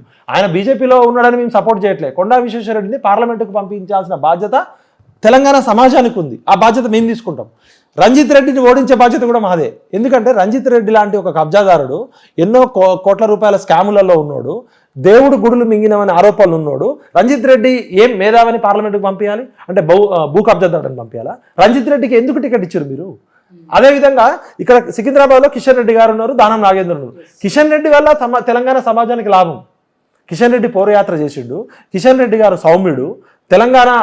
తెలంగాణ బిల్లు పెట్టినప్పుడు సుష్మా స్వరాజు వీళ్ళంతా బీజేపీ పార్టీ తెలంగాణకు సపోర్ట్ చేసింది కదా. ఒకవేళ బీజేపీ పార్టీ సపోర్ట్ లేకుంటే తెలంగాణ బిల్లు పాస్ అయ్యేది కాదు కదా. అలా సుష్మా స్వరాజ్ కాంట్రిబ్యూషన్ ఉంది కదా. కిషన్ రెడ్డి కన్నా మించిన తెలంగాణ వాది ఎవరైనా వస్తే మేము ఆయనకు చేసేటోళ్ళం. ఇప్పుడు కిషన్ రెడ్డి, దానం నాగేందర్ చేస్తే పద్మారావు గౌడ్ ఇంకా తెలంగాణ వాది. పద్మారావు గౌడ్ తెలంగాణ ఉద్యమంతో సంబంధం ఉన్నాడు. అక్కడ దానం నాగేందర్ని మాత్రం ఓడిస్తాం. తెలంగాణ మేము ఎందుకు సెలెక్టివ్ గా కొద్దిగా బీజేపీ వర్సెస్ బీఆర్ఎస్ ఉంది, కాంగ్రెస్ లేదు. పద్మారావు గౌడ్ తెలంగాణ ఉద్యమంలో ఉన్నాడు, ఫస్ట్ నుంచి పేగుబంధం ఉన్నాడు, బీసీ అన్న అంటే మేమున్నా అంటాడు. ఇంకా పద్మారావు గౌడ్ గెలిచినా మంచిదే. ఈ దానం నాగేందర్ లాంటి వాళ్ళు గెలవకూడదు. దానం నాగేందర్ మాకు దూర బంధువు అవుతాడు, మున్నూరు కాపు సామాజిక వర్గం. కానీ అక్కడ కులం కాదు, గుణం కావాలి. Danam Nagender already MLA. ఇక్కడ ఏమైందంటే రేవంత్ రెడ్డికి బాగా క్లోజ్గా ఉండే ఒక ఫ్రెండ్ ఖైరతాబాద్ టికెట్ కోసం ట్రై చేసిండు. ఖైరతాబాద్ టికెట్ రాలే ఆయనకి. దాంతో ఏమైంది, ఇక్కడ అంబర్పేట టికెట్ ఏదో వచ్చినట్టుంది. ఇప్పుడు ఆయన ఎమ్మెల్యే కావడం కోసం దానం నాగేందర్ని రిజైన్ చేయించి రిపోర్ట్ల వల్ల అది కాదు దాని వెనకాల నాకు దగ్గర దానం నాగేందర్ ఫ్రెండ్సే చెప్పారు, ఈ ట్రాప్ లో పడిపోయింది అన్న తెలవక. ఆల్రెడీ ఆయన ఎమ్మెల్యేగా ఉన్నాడు రిజైన్ చేయించి ఎంపీ చేస్తే గెలుస్తాడో లేదో తెలియదు. ఆల్రెడీ ఆయనకు తెలుసు ఆయన ట్రాక్ రికార్డు బాగాలేదు. ఎందుకంటే అక్కడ ఖైరతాబాద్ సీటు తొందరగా ఖాళీ అయితే ఈ ఫ్రెండ్ ఎమ్మెల్యే కావాలి, మినిస్టర్ కావాలి. అంటే దానం నాగేందర్ కుట్రలో బలవుతున్నాడు అన్న, నువ్వు గుర్తుపెట్టుకో. అంటే వీళ్ళు చేసే కుట్రలో నీ ఎమ్మెల్యే సీటు పోతుంది, నీకు ఎంపీ సీటు రాదు, ఉన్న ఇజ్జత పోతుంది. ఇలా దానం నాగేందర్ ఆ పార్టీ మారకుండా టికెట్ తీసుకోకుండా ఇంత ఇజ్జత పోయేది కాదు కదా. అదేవిధంగా అంటే వీళ్ళ కుట్రలు ఎట్లుంటాయి చూడండి. ఎందుకు మేము బూర నరసయ్య గౌడ్కి సపోర్ట్ చేస్తున్నాం? బూర నరసయ్య గౌడ్ బీజేపీ నాయకుడు అని సపోర్ట్ చేయట్లేదు. బూర నరసయ్య గౌడ్ బీఆర్ఎస్లో ఉన్న సపోర్ట్ చేసేటోళ్ళం. అసెంబ్లీ ఎలక్షన్లో మా టార్గెట్ కేసీఆర్ని ఓడించడం. పార్లమెంట్ ఎలక్షన్లో తెలంగాణ వాదులని వీలైనంత ఎక్కువ మందిని పంపించాలి. బూర నరసయ్య గౌడ్ ఒక గౌడ్ సామాజిక వర్గానికి చెందిన వ్యక్తి, ఉన్నత విద్యావంతుడు, కష్టపడి చదువుకొని డాక్టర్ అయ్యిండు. ఆయన పార్లమెంటేరియన్గా చాలా అద్భుతమైన పెర్ఫార్మెన్స్ ఉంది. అన్నిటికన్నా మించి తెలంగాణకి ఆయన కాంట్రిబ్యూషన్ ఉంది. ఆయన వల్ల తెలంగాణ లాభపడ్డది. కాబట్టి ఒక తెలంగాణ వాదిని గెలిపించుకోవాల్సిన బాధ్యత మాకుంది. ఖచ్చితంగా బూర నరసయ్య గౌడ్ని గెలిపిస్తాం. అలా చామల కిరణ్ కుమార్ రెడ్డి మా ఫ్రెండ్ అవ్వచ్చు, అది వేరు. చామల కిరణ్ కుమార్ రెడ్డి కూడా కేసీఆర్కి వ్యతిరేకంగా కొట్లాటలో దెబ్బలు తిన్నాడు కాంగ్రెస్ పార్టీ కార్యకర్తగా. ఒక చామల కిరణ్ కుమార్ రెడ్డి, ఒక బూర నరసయ్య గౌడ్ చూస్తే తెలంగాణ వాదిగా మాకు బూర నరసయ్య గౌడ్, నాకు చామల కిరణ్ కుమార్ రెడ్డి పర్సనల్గా బాగా క్లోజు, నేను అంటే ఇష్టపడతాడు. బట్ ఇక్కడ మేము తెలంగాణ వాదుల్ని గెలిపించాలని పెట్టుకున్నాం. అందుకనే బూర నరసయ్య గౌడ్ని గెలిపించాల్సిన బాధ్యత మనకుంది. బీసీ, సామాజిక న్యాయము, తెలంగాణ వాది. ఇంకొక విషయం వచ్చేస్తే ఈటల రాజేందర్ ఒక మామూలు ముదిరాజు బిడ్డ నుంచి వచ్చి ఎస్సీ ఎస్టీ సాంఘిక సంక్షేమ హాస్టళ్లలో నూకల బియ్యం తిని కష్టపడి చదువుకొని ఒక పీడిఎస్ లీడర్గా వచ్చి తెలంగాణ ఉద్యమం స్టార్ట్ అయినప్పుడు కేసీఆర్కి రైట్ హ్యాండ్గా ఉంటూ అదే కేసీఆర్ తప్పుడు నిర్ణయాలు చేసినప్పుడు వ్యతిరేకించిండు. మేమందరం జైళ్ళల్లో ఉన్నప్పుడు మాకు జైళ్ళకి డబ్బులు ఇచ్చిండు. ఇప్పుడు మనిషిలో మంచి చెడు ఉంటాయి, మంచిని చెప్పడం కూడా సంస్కారం. ఇప్పుడు చెడు చెవులో చెప్పాలి, మంచి మందిలో చెప్పాలంటారు. ఈటల రాజేందర్ అనే వ్యక్తి తెలంగాణ పోరాటంలో నికార్సైన తెలంగాణ బిడ్డ. మొత్తం ముదిరాజు కమ్యూనిటీ నుంచి స్వతంత్ర భారతం వచ్చినాక 75 సంవత్సరాల్లో ఒక్క ముదిరాజులు కూడా ఇంతవరకు మంత్రి కాలే. ఇవాళ మున్నూరు కాపులు, ముదిరాజులు అత్యధిక కమ్యూనిటీ ఉన్నోళ్ళు. మున్నూరు కాపులు చాలా ఎంజాయ్ చేసిరు. బట్ ముదిరాజులకు ఇంతవరకు రావాల్సిన వాటా దక్కలే.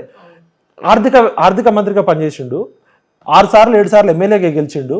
సరే మొన్న గజ్వేల్లో హుజురాబాద్లో ఓడిపోయాడు, అది ఓకే. ఇప్పుడు అక్కడ మేము ఎవరికి సపోర్ట్ చేయాలి? ఈటెల రాజేందర్ ఉన్నాడు, ఆమె ఎవరు సునీతా మహేందర్ రెడ్డి ఉంది, ఇంకో రాగిడి లక్ష్మారెడ్డి ఉంది. తెలంగాణ వాదిగా మేము ఎవరికి సపోర్ట్ చేయాలి మీరు చెప్పండి. ఇప్పుడు ఈటెల రాజేందర్ తెలంగాణ వాద, ఆమె సునీతా మహేందర్ రెడ్డి తెలంగాణ వాద, రాగిడి లక్ష్మారెడ్డి వారా? అందుకనే మేము రెండు ఎంచుకున్నాం, ఒకటి తెలంగాణ వాదులు, రెండు సామాజిక తెలంగాణ. అందుకనే ఈటెల రాజేందర్ గెలవడం తెలంగాణకు అవసరం. అదేవిధంగా కరీంనగర్కి వస్తే, కరీంనగర్లో అనాదిగా వెలమదొర, మా ఖమ్మం జిల్లాలో కమ్మదొరలు ఎట్లనో వెలమదొరల రాజ్యము, టీఆర్ఎస్ పార్టీ పుట్టింది కూడా అక్కడి నుంచే. టీఆర్ఎస్ పార్టీ కంచుకోటని బద్దలు కొట్టిండు. అక్కడ చూస్తే వినోద్ కుమార్ మంచి వ్యక్తి, ఇంటలెక్చువల్, తెలంగాణ వాది. ఆయన ఆల్రెడీ 2 సార్లు ఎంపీ అయిండు, ఒకసారి ప్లానింగ్ కమిషన్ బోర్డు మెంబర్గా, ప్రణాళిక కమిటీ చైర్మన్ అయిండు. మొత్తం కేసీఆర్ ప్రభుత్వంలో కేసీఆర్ తర్వాత టాప్ ప్రయారిటీ ఆయన ఉంది. ఆయన తెలంగాణ వాదిగా ఎంత అనుభవించాలో అంత అనుభవించిండు. ఇంకోటి ఏమైందంటే అక్కడ సామాజిక కోణం వచ్చినప్పుడు బండి సంజయ్ విషయంలో మేము పార్టీలకు అతీతంగా ఎందుకు సపోర్ట్ చేస్తున్నామంటే, బండి సంజయ్ అనే వ్యక్తి ఏ ఉద్యమకారులు జైల్లో ఉన్నా, ఏ ఉద్యమకారులకి థ్రెట్ ఉన్నా కూడా అన్నా అంటే నేనున్నాను, నేను మల్లన్నకి ఇబ్బంది, మల్లన్న అరెస్ట్ చేసి ఆఫీస్ పలగొట్టిరని చెప్తే మనం కొంతమంది జర్నలిస్టులం వెళ్దాం అనుకున్నాం. ఆ రోజు మీ అందరికన్నా ముందు నేను 1 గంట వెళ్తే 6:30కి నన్ను పోలీసులు అరెస్ట్ చేశారు, టాస్క్ ఫోర్స్ వాళ్ళు. ఢిల్లీలో ఉన్న నా ఫోన్ లాక్కున్నారు, నేను సతీష్ కమాల్ అన్న ఇద్దరం ఉన్నాం. అసలు మేము అరెస్ట్ అయిన విషయం కూడా తెలియదు. మరి బండి సంజయ్ నాకు ఎట్లా తెలిసిందో తెలియదు. రాత్రి 9 గంటలకల్లా ఢిల్లీ నుంచి మా ఇంటికి వచ్చి కూర్చొని విఠల్ని వదిలిపెట్టేదాకా నేను ఇక్కడ నుంచి పోనని చెప్పి డీజీపీ ఆఫీస్ ముందు ధర్నాకి సిద్ధమైండు. అర్ధరాత్రి 2 గంటలకి నన్ను బలబరా లాక్కొని పోయిన పోలీసులు అవమానకరంగా నన్ను ఒక ఇంటి అల్లుళ్లాగా డీజీపీ గారు పర్యవేక్షణలో 4 కార్ల క్యాన్వాయ్లో మా ఇంటి దగ్గర దింపి, మళ్ళీ పోలీసులు దింపితే నా గౌరవానికి మా అపార్ట్మెంట్లో ఎక్కడైనా పోద్దని చెప్పి మా ఇంటికి దగ్గరలో డ్రెస్ మార్చుకొని వాళ్ళు గౌరవంగా వచ్చి దింపి నా యోగక్షేమాలన్నీ తెలుసుకొని ఢిల్లీలో అమిత్ షా ఆఫీస్ నుంచి మొదలు పెడితే ప్రైమ్ మినిస్టర్ ఆఫీస్ వరకు మానిటరింగ్ చేసింది. గ్రేట్. అంటే నేనే బీజేపీ కార్యకర్తను కాదు, చాలాసార్లు బీజేపీని కూడా తిట్టినా. నేను బండి సంజయ్ మంచి చేస్తే మంచి అని చెప్పినాం, తప్పు చేస్తే తప్పు అని చెప్పినాం. నేను బండి సంజయ్ అభిమానిని కాదు, బీజేపీ కార్యకర్తను కాదు. అయినా కూడా బండి సంజయ్ గారు నా కోసం ఎందుకు చేయాలి? At the same time Mallanna అనేటోడు ఒక జర్నలిస్టు ఇబ్బందుల్లో ఉంటే ఫస్ట్ సారి టాస్క్ ఫోర్స్ పోలీసులు నన్ను ఎత్తుకపోతారంటే ఢిల్లీలో 3 నెలలు ప్రొటెక్షన్ ఇచ్చిండు, మల్లన్నను కాపాడుకున్నాడు. రెండోసారి మల్లన్నని 72 రోజులు జైల్లో పెట్టినప్పుడు ఇదే ధర్మపురి అరవింద్, ఇదే బండి సంజయ్ వాళ్ళ పార్టీలో వద్దన్నా కూడా అమిత్ షా దగ్గర అపాయింట్మెంట్ తీసుకొని ఇదే మల్లన్న భార్యని, మల్లన్న కుటుంబ సభ్యుల్ని అమిత్ షా దగ్గర అపాయింట్మెంట్ ఇప్పించి, అమిత్ షా గారు అపాయింట్మెంట్ అంత ఈజీగా దొరుకుతుందా? అట్లాంటిది మల్లన్న స్థాయికి అమిత్ షా లెవెల్లో ఇన్ఫ్లుయెన్స్ చేసి, అదే మల్లన్న ప్రాణహాని ఉండే అప్పుడు. బండి సంజయ్, బీజేపీ, ధర్మపురి అరవింద్ సపోర్ట్ లేకపోతే మల్లన్న ఇవాళ భూమి మీద కూడా ఉండేవాడు కాదు.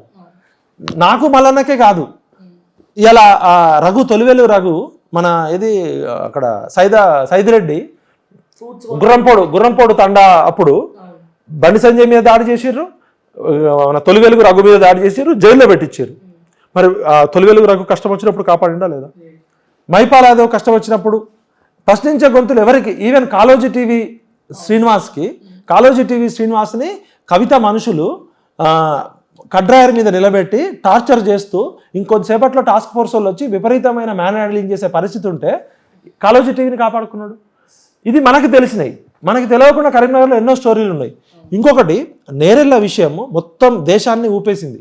ఒక దళితులని ఇసుక లారీలు అక్రమంగా పోతుంటే ఇసుక లారీ తగలబెట్టిరని చెప్పి ఈ కేటీఆర్ గవర్నమెంట్, వాడు ఐపీఎస్ ఆఫీసర్ ఉండే, ఇప్పుడు ఐపీఎస్ ఆఫీసరు మాకు దూరం బంధువు కూడా అవుతాడు, ఎంత క్రూరంగా విశ్వజిత్ కంపాటి అట, ఆయన ఇంకో ఆఫీసర్ని పెట్టుకొని 3 రోజులు 3rd డిగ్రీ టార్చర్ చేస్తే దళితులు హరీష్ వాళ్ళు టార్చర్ చేసి ఇక కొట్టడానికి ప్రాణం ఒకటే మిగిలింది వాళ్ళకి, బాడీలో ఇంటర్నల్ బ్లీడింగ్ అవుతుంటే ఎక్కడ మా మీదకి వస్తుందో అని చెప్పి పోలీసు వాళ్ళు ఏం చేశారు, తెలివిగా జైలుకి పంపించారు. జైలుకి పంపిస్తే జైల్లో ఒక ప్రొసీజర్ ఉంటుంది. జైల్లోకి ఎవరైనా ఖైదీలు వచ్చినప్పుడు వాళ్ళ ఆరోగ్య పరిస్థితి ఎట్లుంది, మెడికల్ సర్టిఫికేట్ తీసుకుంటారు. వీళ్ళ ఆరోగ్య పరిస్థితి చూస్తే అసలు వాళ్ళు సోయిలోనే లేరు, ఇంటర్నల్ బ్లీడింగ్ అయ్యి మొత్తం ఉంటే జైలు వార్డెన్ మానవతా హృదయంతో వామ్మో వీళ్ళు ఈ కండిషన్లో నేనుంటే నేను చచ్చిపోతారు, మళ్ళీ గవర్నమెంట్ హాస్పిటల్కి పంపించండి అని పంపిస్తే ఆ విషయం తెలుసుకొని బండి సంజయ్ ఒక కార్పొరేటర్గా ఉన్నాడు. ఆయన ఎంపీ కాదు, అప్పటికి పార్టీ అధ్యక్షుడు కాదు, కార్పొరేటరు టీఆర్ఎస్ గవర్నమెంట్తో కొట్లాడి ఆ విషయం బయటకు పెడితే అప్పుడు జాతీయ వ్యాప్తంగా చర్చ అయ్యి మీరా కుమార్ వచ్చింది, స్పీకర్ మీరా కుమార్ కూడా వచ్చే పరిస్థితి ఏర్పడింది.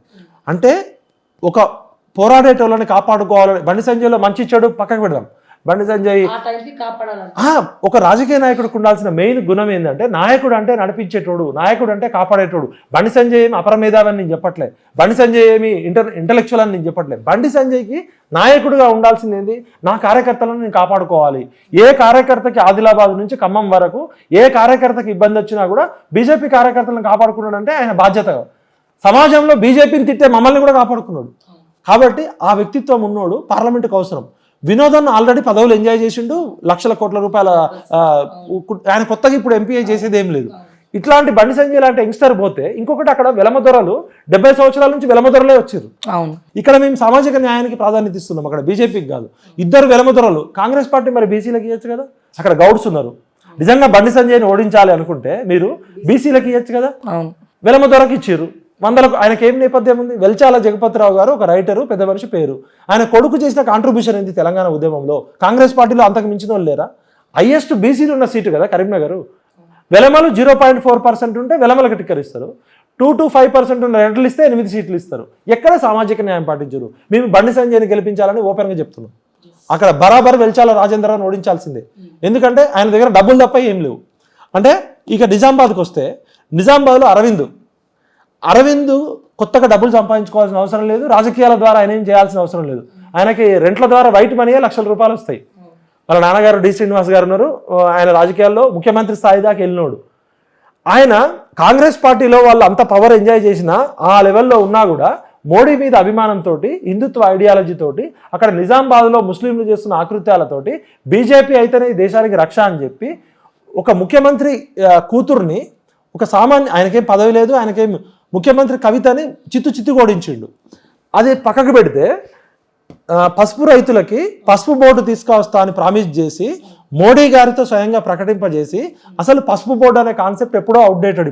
ఇప్పుడు మొత్తం కూడా దేశవ్యాప్తంగా స్పైసెస్ బోర్డ్స్ ఉన్నాయి. అల్లం కానీ, ఎల్లిపాయలు కానీ, ఈ సుగంధ ద్రవ్యాలు కానీ, ఒక్కొక్క ప్రాంతంలో ఒక్కొక్క స్పైసెస్ పండుతాయి. ఆ స్పైసెస్ బోర్డు తీసుకురావడం వల్ల అదనంగా లాభం జరిగింది తెలంగాణకి. బడ్జెట్ ఎక్కువ వస్తుంది, ఒక బోర్డు వస్తుంది, ఆఫీసర్స్ వస్తారు. ఇప్పుడు ఎట్లుందంటే చాలామంది పసుపు బోర్డు తీసుకురామంటే స్పైసెస్ బోర్డు తీసుకొచ్చారంటే, ఇవాళ ఇండియాలో పాలసీ ఏంటంటే పసుపును కూడా స్పైసెస్లో పార్ట్గా చేసారు.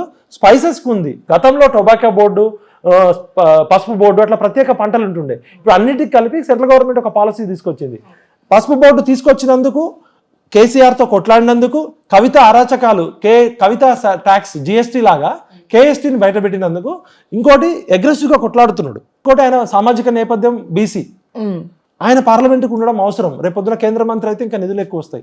ఒక కొండా విశ్వేశ్వరరెడ్డిని గెలిపించమని చెప్తున్నాం, ఒక అరవింద్ని గెలిపించమని చెప్తున్నాం, ఒక బూర నరసయ్య గౌడ్ని గెలిపించమని చెప్తున్నాం, ఒక బండి సంజయ్ని గెలిపించమని చెప్తున్నాం, ఒక ఈటల రాజేందర్ని గెలిపించమని చెప్తున్నాం. ఎందుకు చెప్తున్నాం అంటే వాళ్ళు బీజేపీ అని కాదు, వీళ్ళందరికీ కూడా తెలంగాణ సమాజంతో 20 ఏళ్ళ అనుబంధం ఉంది, వాళ్ళు ప్రజల్లో ఉన్నారు. అదేవిధంగా రఘునందన్ రావు ఉన్నాడు. రఘునందన్ రావు మాకు ఎందుకు మేము రఘునందన్ రావుకి సపోర్ట్ చేస్తున్నామంటే, అక్కడ నీలం మధు ముదిరాజు బీసీ, వాస్తవానికి మేము ఆయనకు సపోర్ట్ చేయాలి. కానీ రఘునందన్ అనేటోడు తెలంగాణ ఉద్యమంలో పేగులు తెగేదాకా కొట్లాడిండు. కేసీఆర్కి వ్యతిరేకంగా వెలమ కులము, ఆయన సొంత కులము. మరి కేసీఆర్తో రాజీ పడితే 100 కోట్లు, ఇలా లక్షల కోట్ల దోపిడీలు ఆయనకు కూడా 1000 కోట్లు వస్తాయి కదా. హరీష్ రావు చేసిన అకృత్యాలు మనందరికన్నా రఘునందన్ రావుకు తెలుసు. సొంత కులమోడు అయినప్పటికీ కూడా ఆయన ఒక మధ్యతరగతి కుటుంబం నుంచి వచ్చిండు. ఆయన ఏమి 100 కోట్ల 1000 కోట్ల ఉన్న వెలమదొర కాదు. ఒక టీచర్గా, ఒక జర్నలిస్ట్గా మధ్యతరగతి కుటుంబంలో ఉంటూ పనిచేసి అడ్వకేట్గా సక్సెస్ఫుల్ అయ్యి ఆయన సొంత తెలివితేటలతో సంపాదించుకున్నాడు. ఆయన దాచుకున్న అవినీతి ఆరోపణలు లేవు. రఘునందన్ రావు అద్భుతంగా మాట్లాడతాడు ఇంగ్లీష్లో, హిందీలో. రఘునందన్ రావుకున్న ఆర్టికులేషన్ కేసీఆర్ కూడా ఉండదు కొన్ని దశలో. కేసీఆర్ ఒక టైప్ ఆఫ్ అయితే ఇవాళ వాక్చాతుర్యం విషయంలో రఘునందన్ రావుకు మించిన ఓడలేడు, మనం ఒప్పుకున్నా ఒప్పుకోయినా. రఘునందన్ రావు పార్లమెంటుకు పోతే తెలంగాణకు ఎక్కువ లాభం జరుగుతుంది. నీలం మధు ముదిరాజు ఎడ్యుకేటెడ్ కాదు, నీలం మధు ముదిరాజు ఇంటెలెక్చువల్ కాదు, నీలం మధు ముదిరాజు ఏ పోరాటంలో లేడు. ఆయన సర్పంచ్గా ఉండడము, ల్యాండ్ డీల్స్లో కేటీఆర్తో ఉండడం వల్ల కొన్ని 100 కోట్ల డబ్బులు వచ్చినాయి. కేటీఆర్ రక్తం రాకుండా కోసిండు. ఏ కేటీఆర్ బర్త్డే అయినా, కేసీఆర్ బర్త్డే అయినా 100 కోట్ల అడ్వర్టైజ్మెంట్లు ఇచ్చిన అతిపెద్ద మహానుభావుడు నీలం మధు ముదిరాజు. ఆయనకు మా దండాలు. అక్కడ తెలంగాణ పోరాటం నుంచి వచ్చిన ఎవడన్నా బీసీకి ఇచ్చుంటే, నీలం మధు ముదిరాజు మొన్న కాంగ్రెస్ పార్టీ టికెట్ కోసము 20 కోట్లు 50 కోట్లు ఇచ్చిండని ఆరోపణలు ఉన్నాయి. ఆ ఆరోపణలతోటే కాటం శ్రీనివాస గౌడ్ దగ్గర ఇప్పుడు ఇద్దరు బీసీలే కదా. మరి కాటం శ్రీనివాస గౌడ్ బీసీ, తెలంగాణ పోరాటంలో కాంగ్రెస్ పార్టీ కూడా ఆస్తులను నమ్ముకున్నాడు.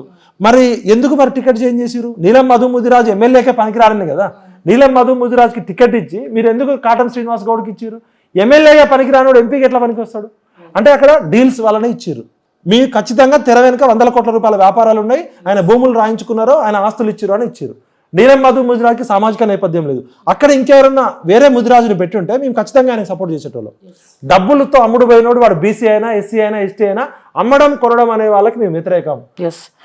ఫైనల్గా సార్, ఫైనల్గా కేసీఆర్ ఒక పక్క కేసీఆర్లో కానీ కేటీఆర్లో కానీ బీఆర్ఎస్ పార్టీలో కానీ మార్పు మొదలైందా? నిన్న కేటీఆర్ కూడా ట్వీట్ చేసిండు, కొద్దిగా అంటే మాట్లాడడం ఒక సందర్భంలో ఇగోల వల్ల కొన్ని చిన్న చిన్న తప్పిదాల వల్ల మా పార్టీ ఓడిపోయిందని మొట్టమొదటిసారి నేను ఒప్పుకున్నాడు. అండ్ అలాగే కేసీఆర్ రోడ్ షో చూస్తే అసలు ఒక చీమలు కూడా దూరే సందు లేదు.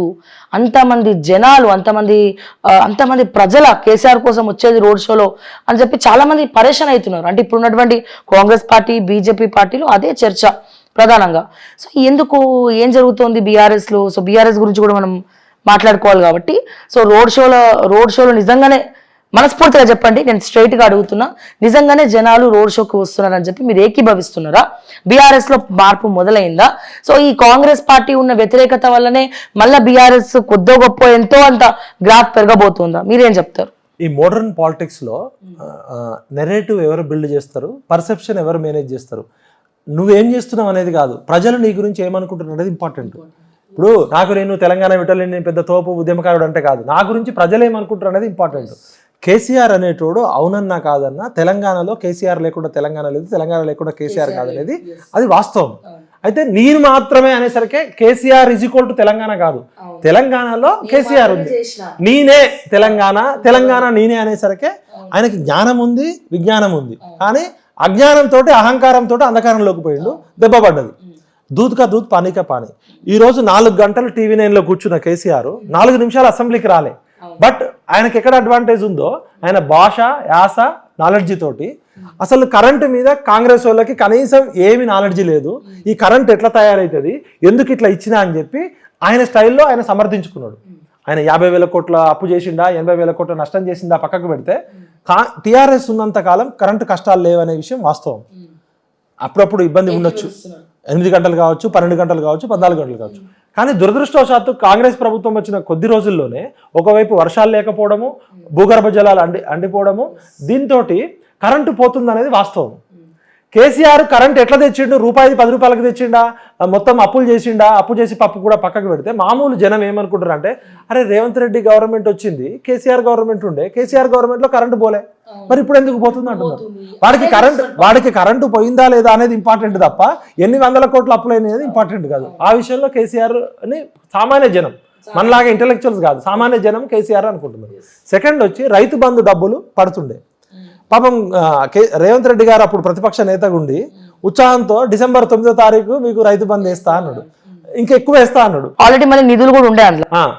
రైతు బంధు వేయకపోవడము, రైతు బీమాకి దొరకకపోవడము, పంటకి బోనస్ రాకపోవడము, ఈ రుణమాఫీ జరగకపోవడంతో ఇలా రైతులు 70 లక్షల మందిలో రివర్స్. అంటే అరే కేసీఆర్ అన్ని చెప్పినా అంతకన్నా బాగా అవుతుంది అనుకుంటే, ఈ పిల్లగాడు అన్ని చెప్తున్నాడు కానీ ఏం చేయట్లేదు, ఇదే రేవంత్ రెడ్డి ఇట్లా అనుకుంటే, ఈ పిల్లగాడు అన్ని చెప్తున్నాడు డైలాగులు కానీ పని కావట్లేదు, అది నిజం. పాప రేవంత్ రెడ్డి కూడా డబ్బులు ప్రింటింగ్ చేయలేడు కదా. ఇప్పుడు ఆయన గతంలో ప్రింటింగ్ ప్రెస్ అనుభవం ఉండొచ్చు, కానీ ఇప్పుడైతే డబ్బులు ప్రింట్ చేసి చేయలేడు కదా. ఖాళీ కుండలే ఉన్నాయి కదా, ఖాళీ కుండలు ఉన్నాడు, మరి ఎట్లా తెస్తాడు, అది ప్రజలకు ఎక్స్ప్లెయిన్ చేయాల్సి ఉండే. దానిలో కేసీఆర్ ఏమో ఒక నెరేటివ్ బిల్డ్ చేస్తుంటే దానికి కౌంటర్ నెరేటివ్ వీళ్ళు బిల్డ్ చేయలేకపోయారు. ఏ మాటకు ఆ మాట చెప్పాలంటే, కేసీఆర్ అనేటోడికి నాలెడ్జ్ ఉంది, ఆ నాలెడ్జీ తోటి అహంకారంతో దెబ్బతిన్నాడు తప్ప నాలెడ్జీ లేక దెబ్బతినలే. కాంగ్రెస్ పార్టీలో కేసీఆర్ స్థాయికి, కేసీఆర్ నాలెడ్జీకి తూగగలటోళ్ళు ఎవరు లేరు, అంత ఈజీ కూడా కాదు. ఎందుకంటే అనుభవం ద్వారా వస్తుంది. ఎవరికైనా జ్ఞానం ఎట్లా వస్తుంది అంటే, school, college, university, education, intellectuals, గురువుల ద్వారా వస్తుంది, లేదంటే కింద నుంచి ప్రజలతో పనిచేసి అనుభవం ద్వారా వస్తుంది, లేకపోతే కరెక్ట్ అడ్వైజర్స్ని పెట్టుకుంటే వస్తుంది. కేసీఆర్ ఈ మూడిట్లో నిష్ణాతుడు. ఇప్పుడు మెరిట్ ఉన్నప్పుడు మెరిట్ అని చెప్పాల్సిందే. ఇలా కేసీఆర్తో ఒక డిబేట్ తెలంగాణ గురించి పెడితే ఒక 30 రోజులు ఆగకుండా మాట్లాడేంత సబ్జెక్ట్ కేసీఆర్ దగ్గర ఉంది. ఆయన చెప్పేది అబద్ధమా నిజమా, తిమ్మిని బంబి చేస్తాడా, మాటలు చేస్తాడా కానీ డౌట్. ఇప్పుడు సాటిలైట్లో చెప్పేవన్నీ అబద్ధాలే, కేసీఆర్ చెప్పినవన్నీ అబద్ధాలు. ఇవాళ పాలిటిక్స్ లో అబద్ధం నిజం కాదు, ఎవడు నెరేటివ్ బిల్డ్ చేస్తే వాడిదే. ఇది మోడర్న్ వార్ఫేర్ లో ప్రజలు నీ గురించి ఏమనుకునేటట్టు నువ్వేమి ఇన్ఫర్మేషన్ పంపిస్తున్నావు. ఒక్కసారి అసెంబ్లీకి 4 నిమిషాలు రాని కేసీఆర్ 4 గంటలు టీవీలో కూర్చునేసరికి రేవంత్ రెడ్డి అన్ని టీవీ ఛానల్ చుట్టూ తిరగాల్సి వస్తుంది. ఈ టీవీ స్టూడియోకి పోవాల్సి వచ్చింది, బేసిక్ చూసుకోవాల్సి ఉంది.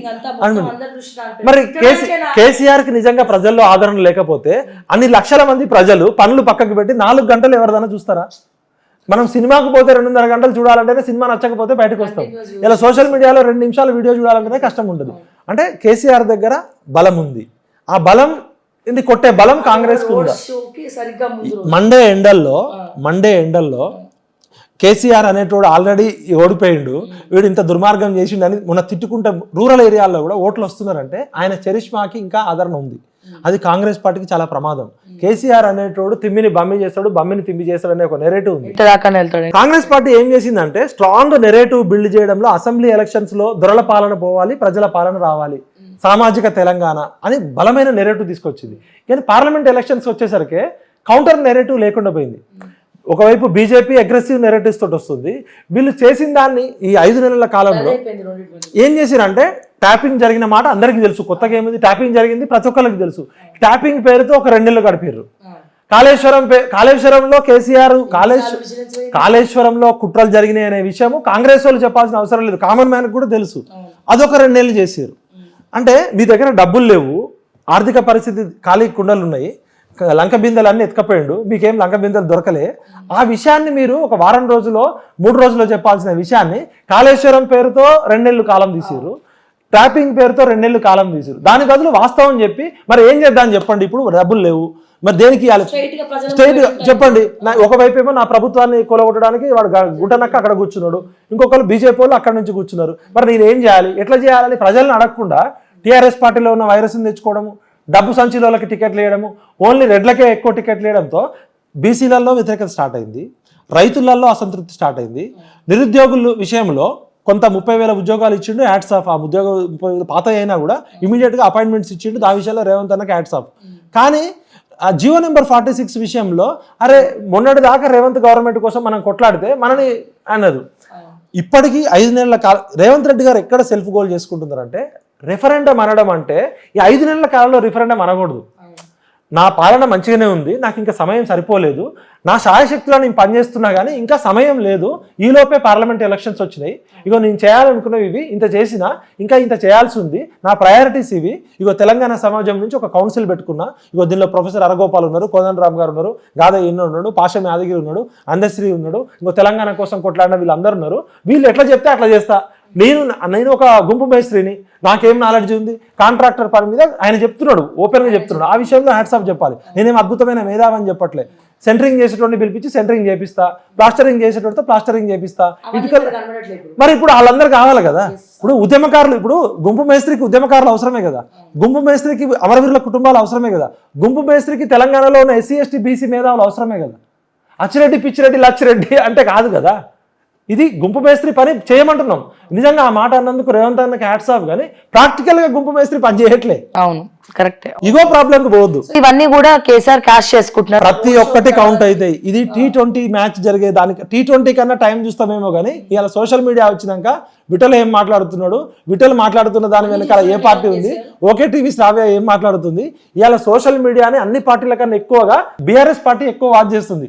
వాళ్ళకి తెలుసు ఈ ఓకే టీవీ శ్రావ్య వల్ల, తీన్మార్ మలానా వల్ల, కాలోజీ టీవీ శ్రీనివాస్ వల్ల, మైపాల్ యాదవ్ వల్ల, శరత్ సారు, విఠలు, గాదయ్య, పాషం యాదగిరి, అందశ్రీ, పృథ్వీ యాదవ్ ఇట్లాంటి వాళ్ళ వల్లనే మనం గవర్నమెంట్ పడిపోయింది. మనం 1,000 కోట్ల రూపాయలు ఖర్చు పెట్టి టీవీ ఛానళ్ళను మేనేజ్ చేసినాం, 100 కోట్లు ఖర్చు పెట్టి పేపర్లను మేనేజ్ చేసినాం. కానీ ఇవన్నీ వేస్ట్. మనం సోషల్ మీడియా వారియర్స్ 10 మంది ఎవరైతున్నారో వీళ్ళు మన పెద్ద పడవకి చిన్న చిన్న బొక్కలు కొట్టుకుంటూ వచ్చారు. మన పడవ మునిగిపోయేదాకా తెలవలేదు అనే విషయం ఇవాళ కేటీఆర్కి తెలుసు, వాళ్ళకి తెలుసు. అందుకనే కేసీఆర్ కూడా సోషల్ మీడియాలో ఛానల్ పెట్టారు.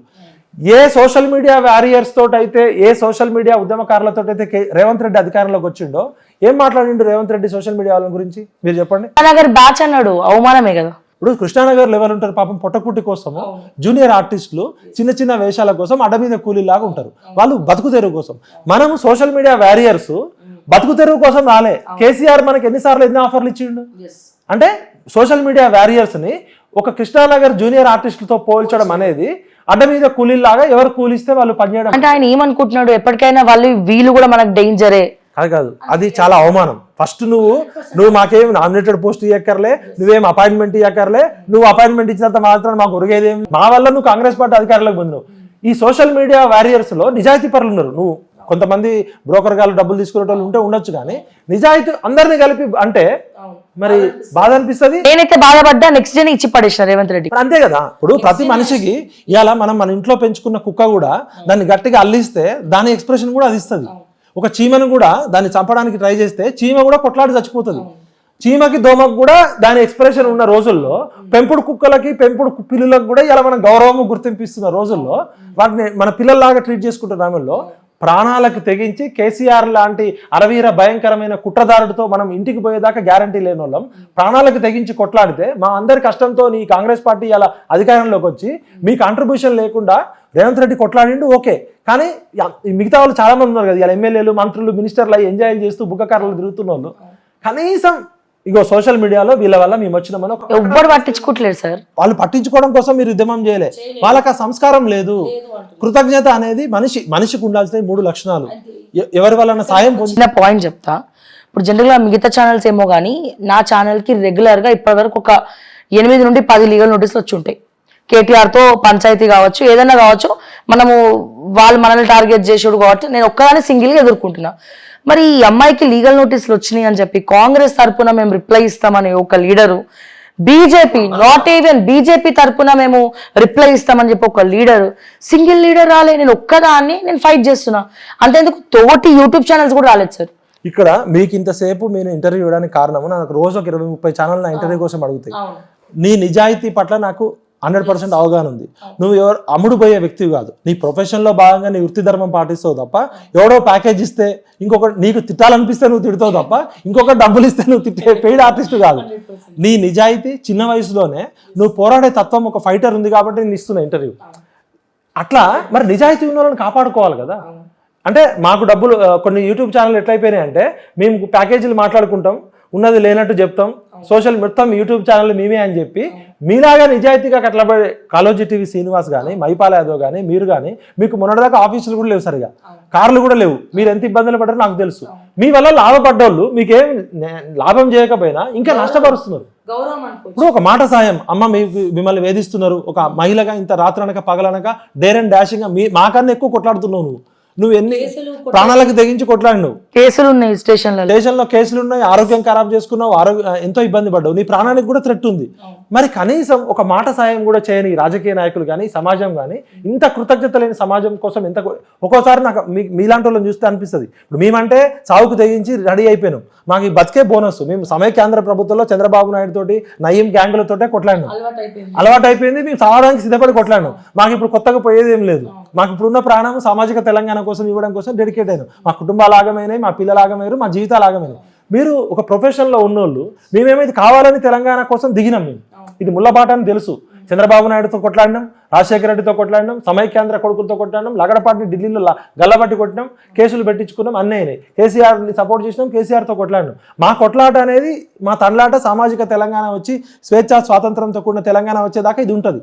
కానీ మీరు జర్నలిజంలో ఉండి, ఒక బతుకు తెరువు, ఒక వృత్తిలో ఉండి పరిమితికి మించి కొట్లాడినప్పుడు తోటి జర్నలిస్ట్ సంఘాలు కానీ, తోటి ఛానల్స్ కానీ ఎట్లయిపోయిందంటే ఇది తోడేలాగా ఒక దొరికినట్టు చేస్తున్నారు. కానీ మిగతా యూట్యూబ్ ఛానళ్ళకి కూడా నేను రిక్వెస్ట్ చేస్తున్నా, నిజాయితీగా అమ్ముడు పోకుండా కొట్లాడే ఛానళ్ళు ఒక యూనిటీగా లేకపోతే విడగొట్టి పడగొట్టి ఓడగొడతారు.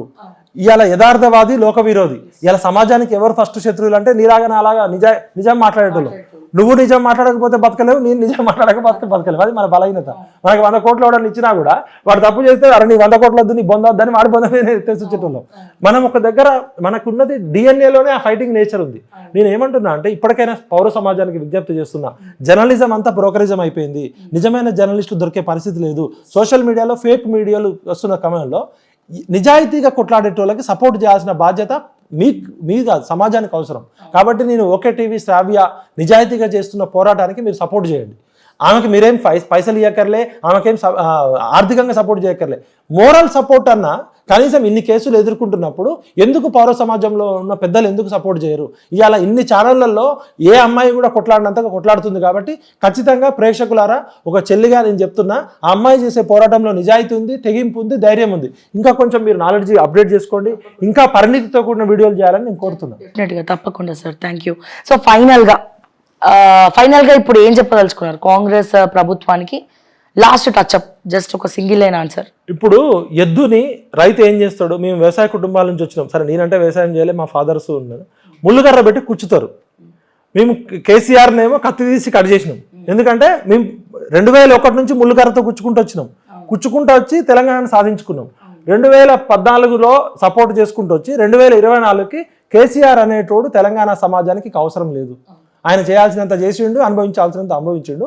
సామాజిక తెలంగాణ అనేది సెకండ్ ఫేజ్ మూవ్మెంట్కి కొత్త ఆల్టర్నేటివ్ పార్టీ అనుకున్నాము. సమయం సరిపోలే, మాకు రిసోర్సెస్ సరిపోలే, కాబట్టి కాంగ్రెస్ పార్టీకి సపోర్ట్ చేసినాం. కాంగ్రెస్ పార్టీకి ఇప్పటికీ మేము ఏం చెప్తున్నాం అంటే రిక్వెస్ట్ చేస్తున్నాము, ముళ్ళుకర్ర పెట్టి కూర్చే బాధ్యత మాకు ఇచ్చింది. ఎద్దు తప్పుదేవో పడుతున్నప్పుడు ముళ్ళుకర్ర పెట్టి కూర్చే బాధ్యత చెప్తున్నాం. కాబట్టి ఈ పార్లమెంట్ ఎలక్షన్స్లో కాంగ్రెస్ పార్టీకి ముళ్ళుకర్ర పెట్టి కూర్చోవడం జరుగుతుంది. ఆ జాగ్రత్తతోటి మీరు పరిపాలన చేయండి, లేకపోతే మీ కష్టాలు తప్పవు. మా బాధ్యత ఇప్పుడు, మేము తెలంగాణ వాదులం, మేము సామాజిక తెలంగాణ కోసం పనిచేస్తున్నాం. ఎవడు ఏదైనా అనుకోండి, తిన్నోడు బలిసినోడు ఇంకా తింటా అంటే పేదోడి గురించి ఆలోచిస్తాం, బలహీనుల గురించి ఆలోచిస్తాం. కాబట్టి మా నినాదం ఒక్కటే, ఇలా కాంగ్రెస్ పార్టీ 5 నెలల్లో కొన్ని మంచి పనులు చేసింది, హ్యాట్స్ ఆఫ్. కానీ తెలంగాణ దిక్సూచి మిస్ అయిపోయింది. తెలంగాణ దిశ నుంచి పక్కకి వెళ్ళిపోయింది. తెలంగాణ సోయి అస్మిత నుంచి పక్కకి వెళ్ళిపోయింది. తెలంగాణ అంటే టీఎస్ తీసి టీజీ పెట్టడము, ఒక పాటకి గౌరవం ఇవ్వడం, అందశ్రీ గారి పాటకి గౌరవం ఇవ్వడం, హ్యాట్స్ ఆఫ్. బట్ మెజారిటీ విద్య, వైద్యం, ఉపాధి. తెలంగాణ కోరుకుంది విద్య. ఎడ్యుకేషన్ మినిస్టర్ లేడు ఇంతవరకు. ఎడ్యుకేషన్కి ప్రయారిటీ లేదా? విద్య మీద ఇంతవరకు ఎన్ని రివ్యూలు జరిగినాయి? ప్రైమరీ ఎడ్యుకేషన్ ఏంది, టెక్నికల్ ఎడ్యుకేషన్ ఏంది, హై స్కూల్ ఎడ్యుకేషన్ ఏంది, యూనివర్సిటీల ఎడ్యుకేషన్ ఏంది? ఈ 5 నెలల కాలంలో విద్య మీద మాకు 1% కూడా సాటిస్ఫాక్షన్ లేదు కాంగ్రెస్ పట్ల. వైద్యం పట్ల, వైద్యము ఆరోగ్యం విషయంలో కేసీఆర్ విధ్వంసం చేసిండు. మరి పేద ప్రజలకి ఇలా మీరు ఆరోగ్యశ్రీ అంటున్నారు, 10 లక్షలు అంటున్నారు, కానీ ప్రాక్టికల్గా మీ దగ్గర డబ్బులు లేవు కదా. ఏ కార్పొరేట్ హాస్పిటల్ ఆరోగ్యశ్రీని పట్టించుకోవట్లేదు. మీ దగ్గర డబ్బులు ఉంటే మీరు ఇస్తారు, మరి ఖాళీ కుండలతో మీరు ఎట్లా ఇస్తారు 10 లక్షల రూపాయలు? ఇప్పుడు మీరు చేయగలిగేదన్నా నిబద్ధతతో చేయాలి. సామాజిక తెలంగాణ విషయంలో అన్ని కులాల గణన ఎందుకు చేయరు? ఓన్లీ బీసీలకు చేసి బిచ్చగాల? బీసీలు ఏమన్నా ఎవరెంతో వాళ్ళకంతా, మీరెంతో మీకంతా. మీరు 1% ఉంటే 1% తీసుకోండి. మీరు 1% ఉండి 50% తీసుకుంటా అంటే కుదరదు. 50% ఉన్నోడికేమో 2% కూడా ఇయ్యరు, 2% ఉన్నోడు 0.4% ఇస్తారు. కాబట్టి సామాజిక తెలంగాణ ఎజెండాగా తెలంగాణ వాదులను గెలిపించమంటున్నాము, బీసీలను గెలిపించమంటున్నాం. మేము స్పష్టంగా చెప్తున్నాం, పార్టీలకు అతీతంగా తెలంగాణ వాదానికి ఫస్ట్ ప్రయారిటీ. వాడు ఏ కులమైనా కానీ, ఏ పార్టీ అయినా కానీ, బీఆర్ఎస్ పార్టీలో నిజాయితీ గల తెలంగాణవాది ఉంటే గెలిపియండి, కాంగ్రెస్ పార్టీలో నిజమైన తెలంగాణవాది ఉంటే గెలిపియండి, బీజేపీ పార్టీలో ఉంటే గెలిపియండి. ఫస్ట్ ప్రయారిటీ తెలంగాణవాదం. సెకండ్ ప్రయారిటీ బీసీలలో సమాజానికి పనికొచ్చేటోళ్ళు, ల్యాండ్ గ్రాబర్స్, కబ్జాదారులు కాకుండా. ఎందుకంటే ఎస్సీ ఎస్టీలే వాళ్ళ సీట్లు వాళ్ళకి వచ్చినాయి. మా దగ్గరకు అన్యాయం జరిగింది. మేము ఒక రెడ్డి ధర కోసమో, వెలమ ధర కోసమో, కమ్మ ధర కోసమో పనిచేయాల్సిన అవసరం లేదు. వాళ్ళు తినాల్సిన దానికన్నా ఎక్కువ తిని ఒబెసిటీతో ఉన్నారు. వాళ్ళు తిరిగి ఇచ్చేయాల్సిన సమయం, మహేష్ బాబు సినిమాలో చెప్పినట్టు తిరిగి ఇచ్చేయాలి, వాళ్ళు త్యాగాలు చేయాలి. కాబట్టి సామాజిక తెలంగాణ కోసం పనిచేసే నిజమైన నికార్సైన తెలంగాణ వాదులని పార్లమెంట్కి పంపించాల్సిందే. ఆ దిశలో మాకు పార్టీలు ఇంపార్టెంట్ కాదు, ఎజెండాలు ఇంపార్టెంట్ కాదు. తెలంగాణ సెంట్రిక్గా మేము పార్లమెంట్ ఎలక్షన్లో పనిచేస్తాం. చాలా thanks sir, thank you so much. ముఖ్యంగా అంటే చాలా మంది క్వశ్చన్ చేస్తా ఉన్నారు రుణమాఫీ గురించి, అండ్ ప్రశ్నించే గొంతులారా దీని గురించి మాట్లాడండి అని చెప్పి కౌంటర్ చేసిన వాళ్ళకి ఈ ఒక ఫుల్ ఇంటర్వ్యూ మీకు ఒక చెంప పెట్టు అని అనుకుంటున్నాను. సో డెఫినెట్గా ఎప్పుడు కూడా ప్రశ్నించడం అనేది ఏ ప్రభుత్వమైనా జరుగుతుంది అని మరొకసారి తెలంగాణ విఠల్ గారు చెప్తున్నారు, అది ప్రూవ్ కూడా చేస్తా ఉన్నారు. సో మరిన్ని అప్డేట్స్ కోసం చూస్తూనే ఉండండి ఓకే టీవీ. అంటిల్ దెన్ నేను మీ శ్రావ్య. జై తెలంగాణ, జై హింద్.